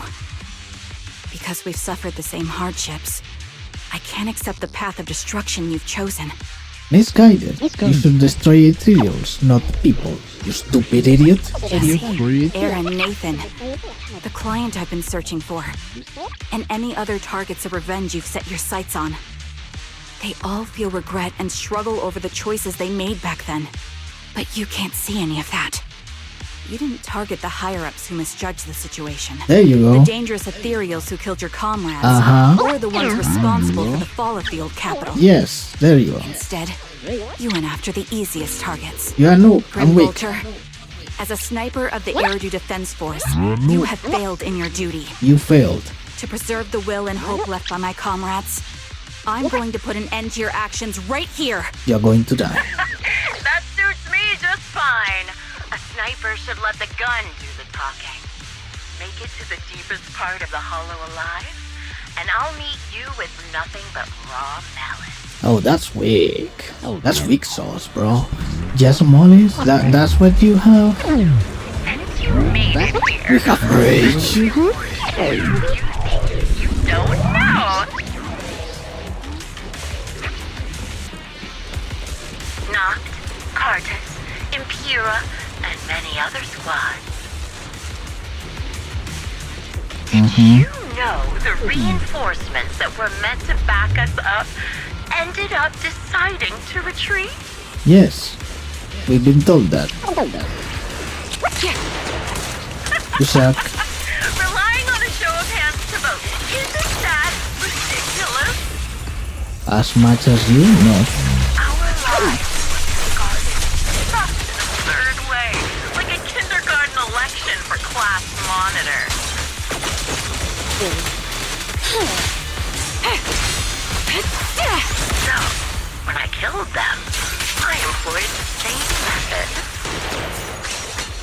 Engaging head on. I made the... Jesse and Aaron. Oh. Do you have them too? Or are they already? How do you keep kidnapping everyone without a problem? You don't care about them? Or should I say... Go on. Like I haven't made enough of a threat to your life if you still have the time to worry about them. To lose. Scatter! Let's go play. Thunder. Why not leave their fates an unsolved mystery? Bye. My blade is already sheathed. Normally that's more suspenseful, right? The What wind the and hell? rain are picking up. You changed from here to there? What? This extreme weather is perfect for sending you to your grave, don't you think? No one will hear your screams and cries as you die. More like yours. Hello. Oh yes. Seriously, you suck at that. By the time the rain stops, the only thing left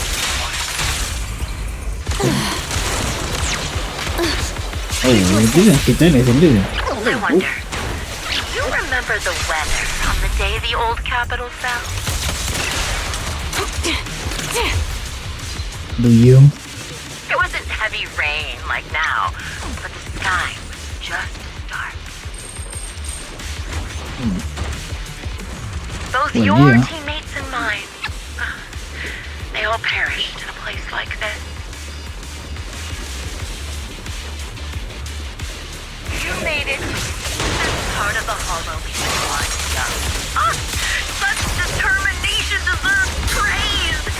Now it's time for the final showdown we agreed on. Have you ready? Show no mercy. Prepare to die. It's over. But really, foolish is the only way to put it. What sniper ever confront their enemy head on? One to fight. Very cool. I prepared a little Like gift this. for you.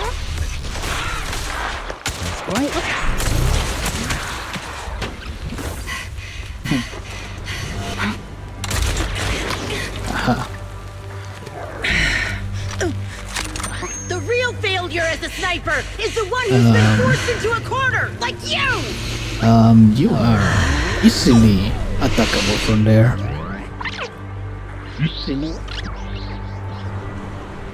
Man, the guy from AI Limit was stronger than you. It's shifting. Cool. I won't fall for your distractions so easily. What? I will surpass you with my own melody of victory. Duo. And let the wind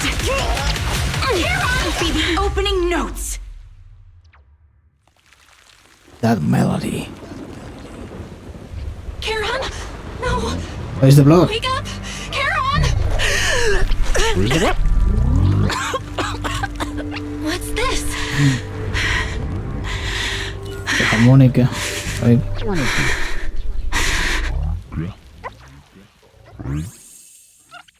Very much cliched, but okay. We will forgive that. After the gunshot, the hollow falls silent once more, leaving only the countless biting raindrops attempting over and over to wash away the scent of blood that oozed from the wounds of the defeated, only to fail time and time again. This is not very well written. Please stop. The loser pays no attention to her mortal wound, only staring at the distant horizon, as though salvation might be waiting there. It's not.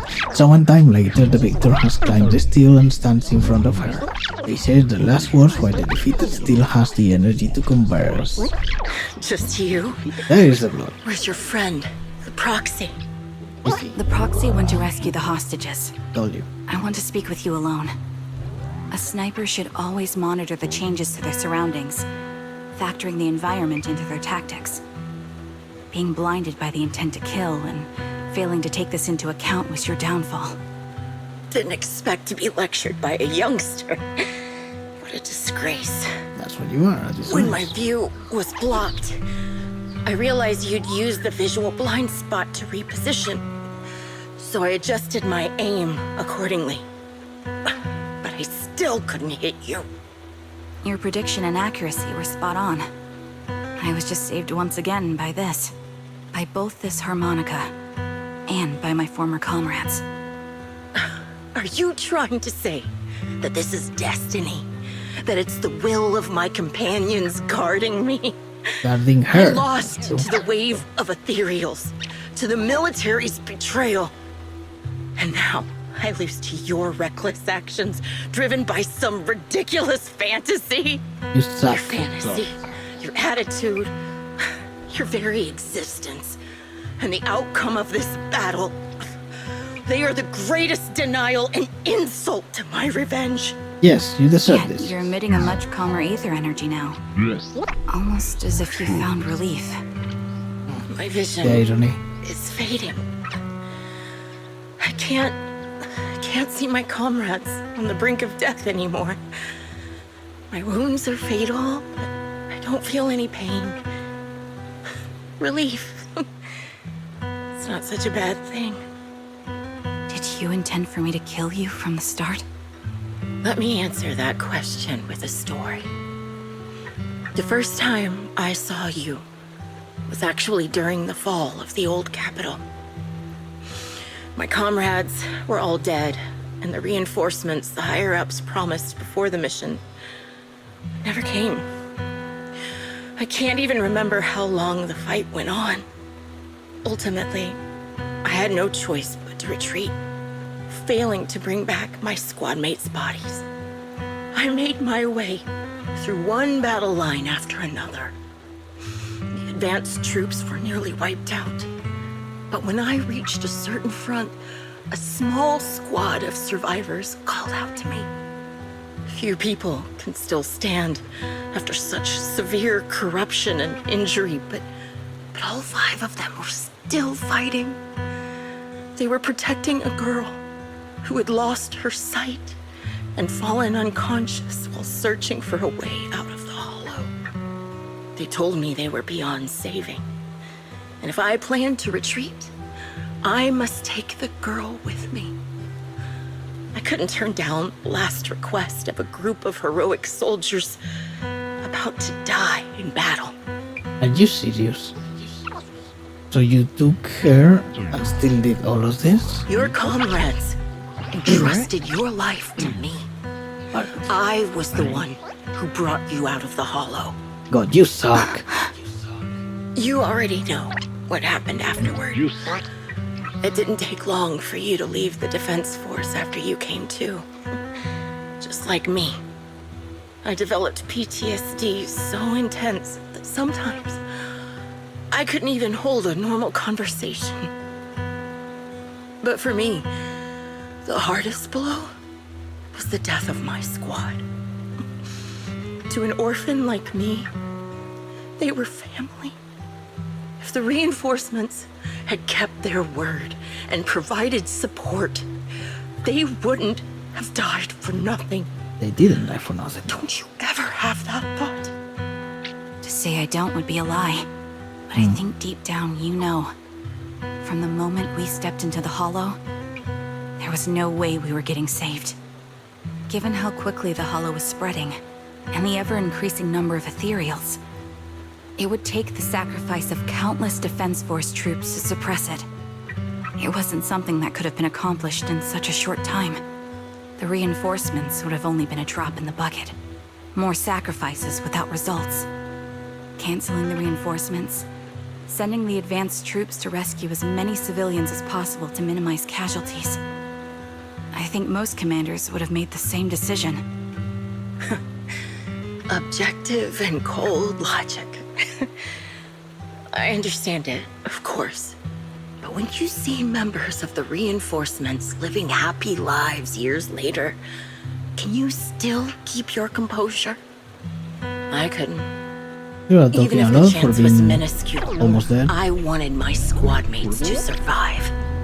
But they turned that chance to zero, and still have the nerve to embrace a peaceful future. I can't help but resent them.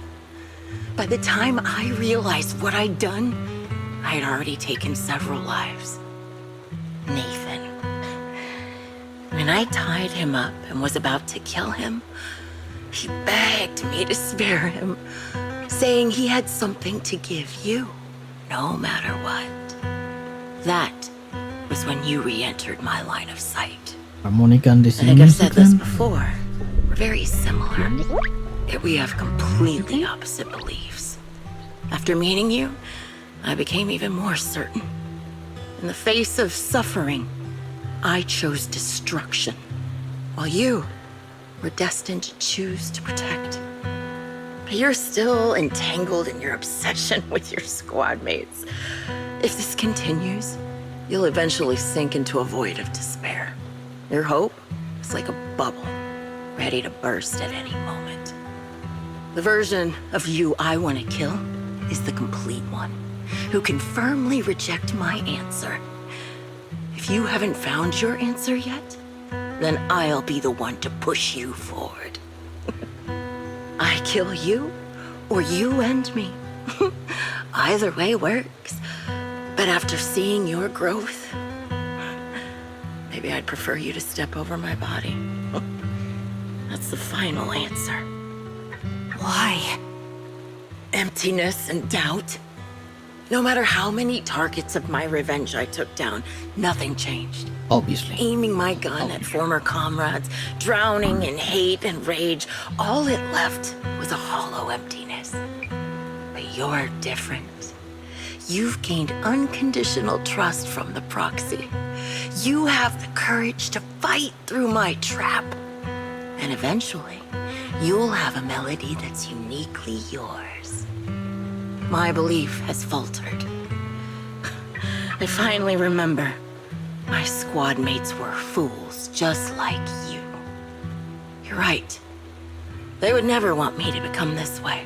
I talk about carrying their cross. But in truth, I never carried their will. Yep. So be it.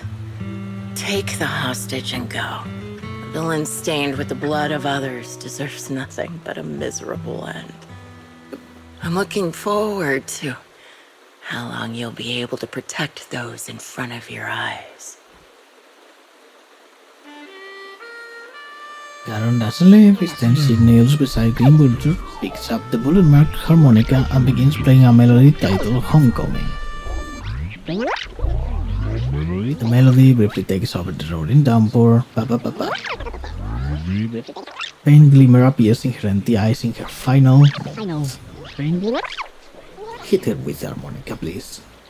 Do it. It can still be played after taking a bullet. That's what we asked. Impressive. This is my final melody to you. Sniper. No matter how miserable you've become, I'll still remember you. Remember we once shared the same path in life, but in the end, our paths diverged. Your hatred has long twisted into sin, but if not for you, I wouldn't have learned how to hate, or found the true targets of my hatred. I used to know nothing. My teammates served as my teachers and taught me so much. And I think you must be my final teacher. You taught me in the most intense way what hatred truly means. Really? So you found someone you want revenge against, too. That's good.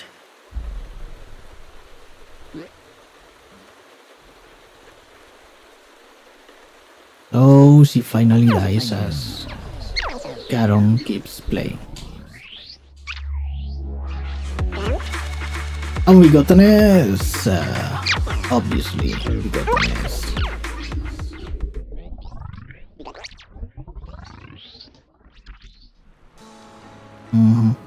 Rescuing people,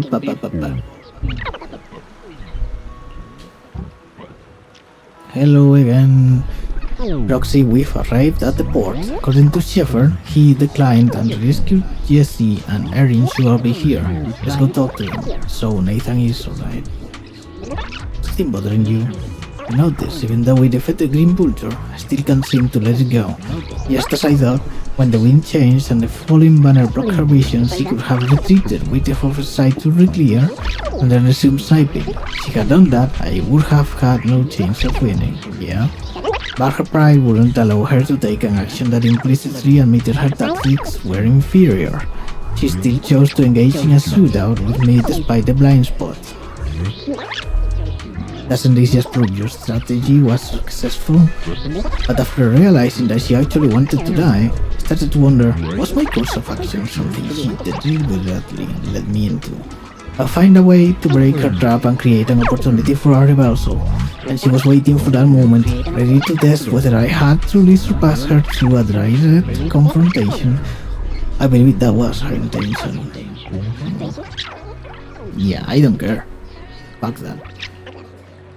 Let's go meet the client together. He's still alive and hasn't become another of Green Vulture's victims. I suppose that's the best news we could have, although I already understand that the client's true identity is not my teammate and it may not bring the hope I long for. I still want to find him. Alright. Let's go then. We shall go together.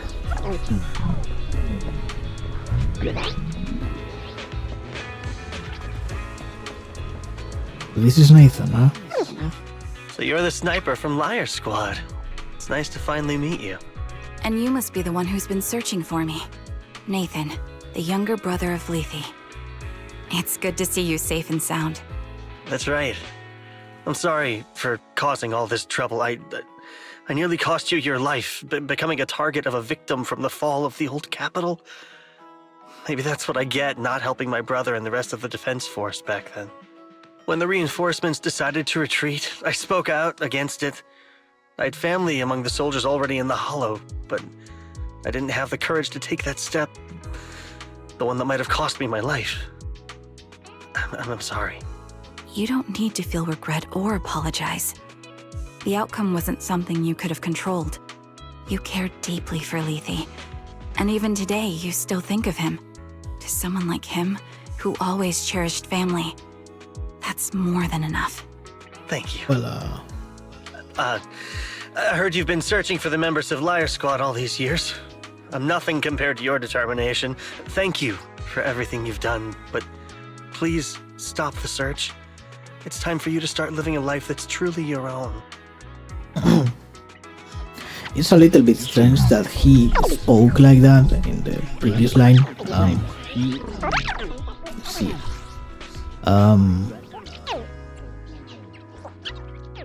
Not this.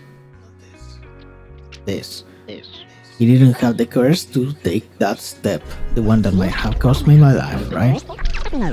But in that situation, he would have been ordered not to take that step. It's not as if he could just ignore that.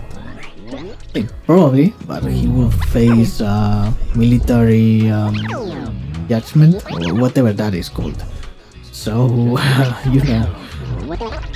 I hate to say this as a family member, but back then, they were already... I know. You don't need to say it. I've been drowning in a fantasy of my own making for years. But it's a fantasy that kept me from falling into the abyss. You have Nathan, realized, so... Grim Vulture told me you have something you want to give me. Is that why you commissioned someone to find me? Wait, there is something else? After learning about the bond between you and your squad, I knew I couldn't live with myself if I didn't get this to you. So I got on my knees and begged Grim Vulture, even playing this recording for her, hoping it would move her. Regardless of how things unfolded, what matters is that it wasn't destroyed, and I'm here, alive, to hand it to you. Tape. So that's how it didn't get destroyed. A tape from Liar Squad discovered by Nathan, Blither's younger brother. This long sealed recording sparked a series of events that would follow. Years have passed, and while the tape surface shows somewhere, the audio within remains pristine, crystal clear as if it was recorded just yesterday. 128 gigabytes. Fucking tape. How the fuck?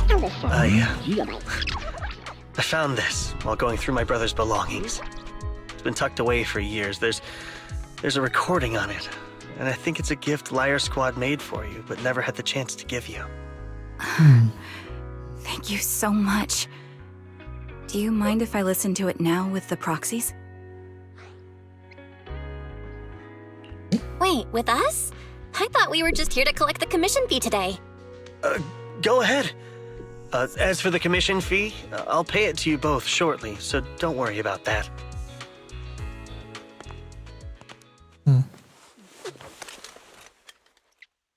You hold her hand and listen as she presses the play button. Hey, hello? Alright, it's a recording. This is a message from Liar Squad for our little sniper. She's very much Everyone not little, huh? I'll count down. No, no. 3, 2, 1. Congratulations on your 1000th day with Liar Squad! Oh dear. Hey, you guys are totally out of sync. Captain, can we redo this? The anniversary gift has to be perfect. That's our assault specialist, Acheron. She has a strong sense of She aesthetics, sounds slowly. prioritizing beauty in both combat and her daily life. She taught me a lot about makeup and fashion. Oh, she won't care if we're a little off. Forget the re-record. Let's just get it done and order the cake. We don't want him to sell out. That's our medic, Kakaitis. He's usually lazy and a bit of a smooth talker, but he's actually very It was a capable good song, and right? kind. He taught me a lot about unconventional negotiation tactics and ways of handling things. You two, stop arguing during the recording. I've already ordered the cake. If you keep rambling, we really will have to re-record this. Cut the chatter already.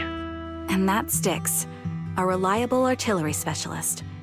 He's the oldest in the squad. He loves sharing photos of his daughter and reminiscing about how he wooed his wife. The way he won her over inspired me a lot. All right, let's The all calm walls or down. something? Wouldn't want to get on the captain's bad side. I mean, Captain, would you like to go first? We can edit or re-record whatever we need to. That's our scout and engineer, Lethe.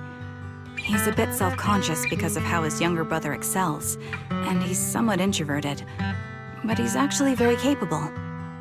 He taught me sharp observation skills, calm execution under pressure, and how to make use of the environment. Okay, thank you all for settling down before I completely lost my cool. It's fine. No need to cut anything or re-record. Let's just keep it as it is. Loud and messy, just like our Liar Squad. That's our captain, who took me in and taught me how to play the harmonica, and the real Charon. I'll make sure to explain properly to you later, Proxy. As you've heard, this recording is a little gift from the 5 of us. How time flies. When I brought you into the squad about 2.5 years ago, you were just a shy kid who blushed whenever you talked to someone. Over these 1,000 days, you've really worked hard to keep pace with our fighting rhythm. You've done incredibly well. In the last mission, your successful sniper kill of that high-risk ethereal really helped Acheron a lot. I hate to say it, but yeah, I went too far in last time. Thanks for getting me out of that mess. Just this once, I'll admit, your moves were more elegant in that fight. Not just that fight. Ever since you became a quicker shot and learned to adjust for wind speeds on the fly, we've been taking fewer and fewer hits. Makes my job way easier. So, cheers. You often worry about not doing enough. But in these 2.5 years, you've absorbed everything I know about stealth, reconnaissance, and tactical countermeasures. Trust me, you'll become an incredibly skilled sniper. Having you covering us from the rear makes every fight feel safer. But you still have a lot to learn about socializing and romance. When peace finally comes to Eridu, leave us and live your own life. Oh. Where did that come from? She's not leaving us. Even if she retires, she'll move into my house and I'll spoil her with loads of beautiful clothes.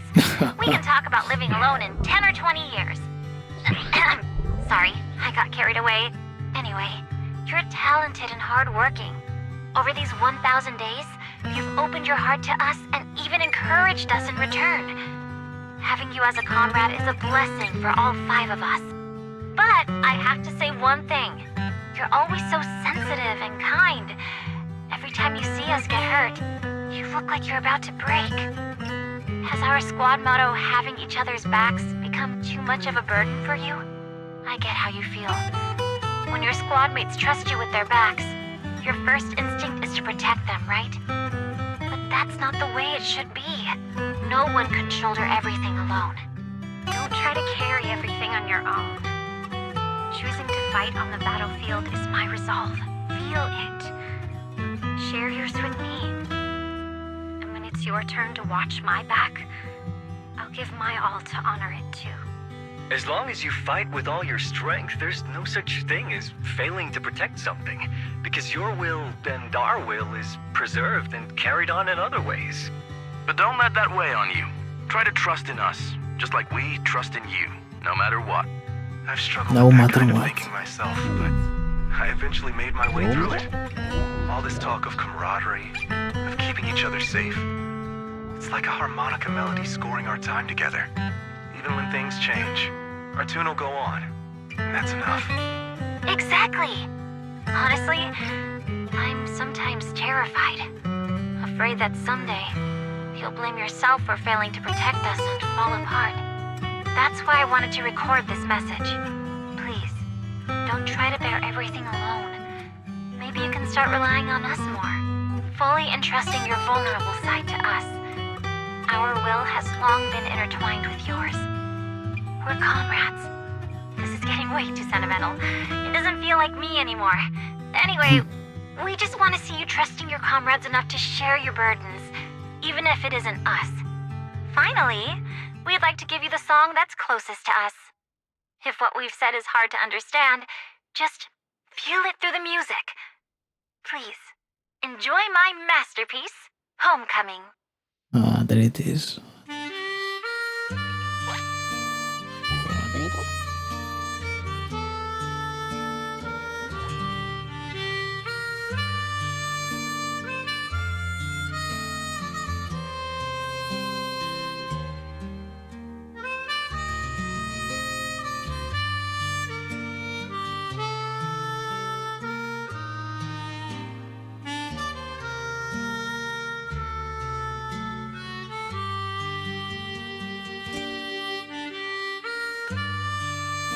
So, pretty sure the fact that there is not only an harmonica on this song is because the other theme playing is a lyre. And you know, they were the lyre squad, so it's the harmonica with the lyre. So the captain and Trigger playing with the rest of the team. Pretty good, cool. Proxy, do you remember? I was once terrified of seeing the look on their faces. Yes. Are you still? Can you see them clearly now? Yes. Oh. Crystal clear. As if I've returned to the exact moment of parting. Oh, you can see the ethereal things. And yeah, that is indeed the fucking flower boss. We will have to pay a visit to it and destroy it again. So this is our last glance. This is the answer you wanted me to find. Thanks, guys. For everything. It will pay.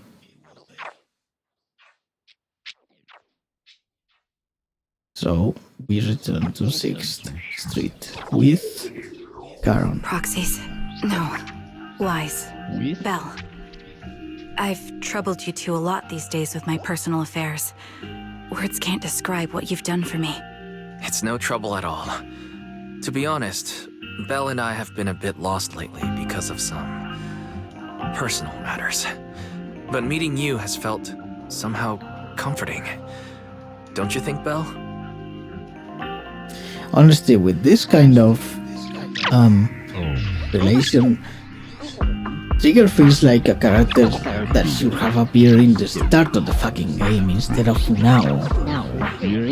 Especially since they are using a fucking flashback to tell her story with the twins, because it fits better at the start. So yeah, pretty annoying in that sense. Exactly. We got something out of the experiences we shared. At the very least, it's brought us clarity. I guess our wills have always been aligned, haven't they? Yeah. When I was trapped in self-doubt, unable to get out, I'm glad you were there with me. You're right. We've already entrusted our backs to each other as comrades. And because of that... Because we are comrades, please, hear me out. Maybe you've already noticed. I'm sorry, but I've been keeping something from you. Charon isn't actually my codename. Well, yeah, as I mentioned before, Charon was my captain's codename. When I met both of you for the first time, I didn't want to tell you my codename, because I thought someone who couldn't protect their squad mates had no right to one. So I lied. Captain Charon was an orphan like me, with no family to mourn her. I've been using her codename, because I may be the last person in the world who still remembers her. But I understand now. If I want to keep moving forward, I can't keep hiding behind a lie. My true codename is... You don't have to tell me right now. At the harbor, Nathan spoke to you privately. Was he offering you a chance to return to the Defense Force? Yes.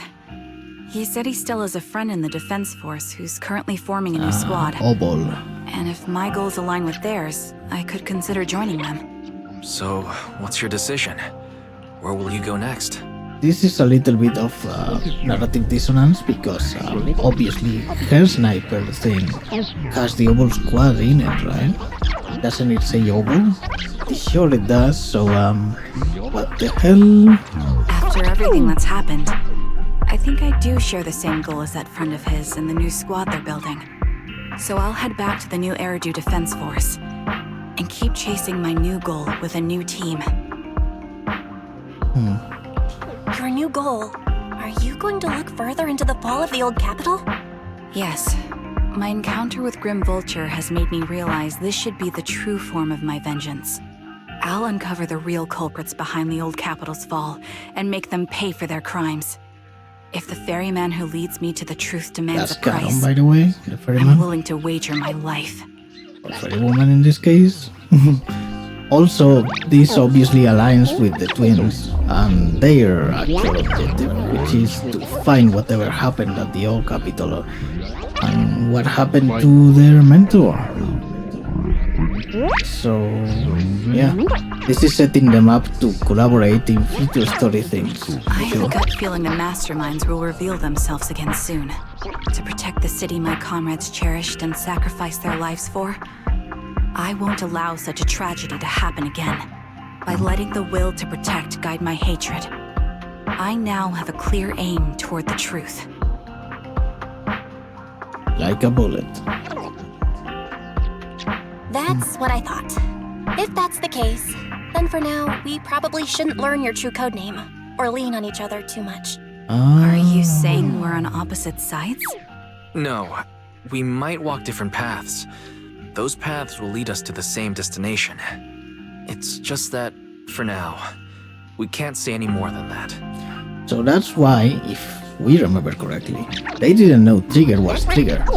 So, Charon, right? They didn't know. Because Trigger helps helps Soldier 11 in the Mole case, which is Soldier 11's first story? Agent episode, rather. To be honest, after facing an enemy as ruthless as Grim Vulture, we're reminded of our own powerlessness. Watching you fight back, almost losing your life to a bullet. That feeling. We're nowhere near strong enough to protect you.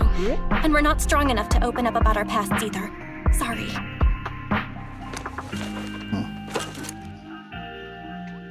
Oh. She brings... If this is your slightly selfish principle, I'll respect it. You were once my proxies, and I'll keep this memory locked away as something I cherish. Do not forget us. If, as you say, our destination is the same, then we should continue on our separate paths, striving to grow stronger. The next time we meet, I'll reveal my true codename. I hope we can become true comrades. I want your presence to forever remain in the melody of my life. Damn, Charon. Yes, Figure. it's a promise. We'll meet again, Charon. So you will. Hello. No. I'm the sniper from the former Liar Squad of the Chrysoberyl Division, recommended by Captain Nathan, originally of the new Eridu Defense Forces Obsidian Division, Impera Squad. Yeah, I heard about you from my superior. You're the one who dealt with the serial murders targeting the Defense Force, right? Well, the new Eridu Defense Force is ready to welcome you back. Let me confirm a few details before taking you to base. Which squad are you applying to join? And did you have a code name during your previous service? I'm applying to join the Obsidian Division's Obel Squad. As for my codename, Trigger. I was Trigger of Liar Squad. By the way, what's with the code names and not the actual names, huh? Everyone has a normal name, aside from the code names from the military. Not to mention, don't cool military guys and such are supposed to get, not a title exactly, but something similar when they are actually very good at their job. Oh well, that's how romanticized it is. So maybe it's not actually how it works, but... Anyway, things have come to an end. Well, do you think we will ever see Charon again? Yeah, I hope so too. Must grow, get stronger and gain greater power to face any crisis. When we reunite with her then, we must hear her real codename. Exactly. However, after hearing about the connection between Charon and Green Vulture, I can't help but feel a bit sad. Two people with the same fate ended up walking completely different paths, becoming enemies. Well, if we also encounter enemies who once experienced the same fate, but now walk completely different paths, with opposing goals forced to be enemies, what would you choose to do? I would defeat them both in combat and ideology. Yes, right. Our goal is clear and we will never waver. If they truly stand in our way, well, I will fight alongside you to defeat them. We will prove our worth as Phaethon. After everything that's happened, I'm feeling a bit tired. You must feel the same, right, Belle? We get more and more commissions from this shipper from now on. How about we take a short break while we can? Yep. And so it ends. Yep. Is this... 5. By the way, we are seeing that look. That is... You dress it very sexily, man. Very sexily. This is probably... unneeded and annoying, so... yeah, we'll just do it another time. So, if you have watched all of this without dying inside, thank you for doing so, and we hope to deliver more content and better, both in the actual quality and well, our acting itself, because we are very much starting out, so you know. Oh, let's get this. Last glance and fresh hello. Yes, out of sight, which is a kinda ironic way to call it. So yeah, we finally finished. This is all for this version of the game, and you can count on us coming back for Vivian and whatever happens in the actual epilogue of the first arc, I guess, of Zenless Zone Zero. So, we say farewell.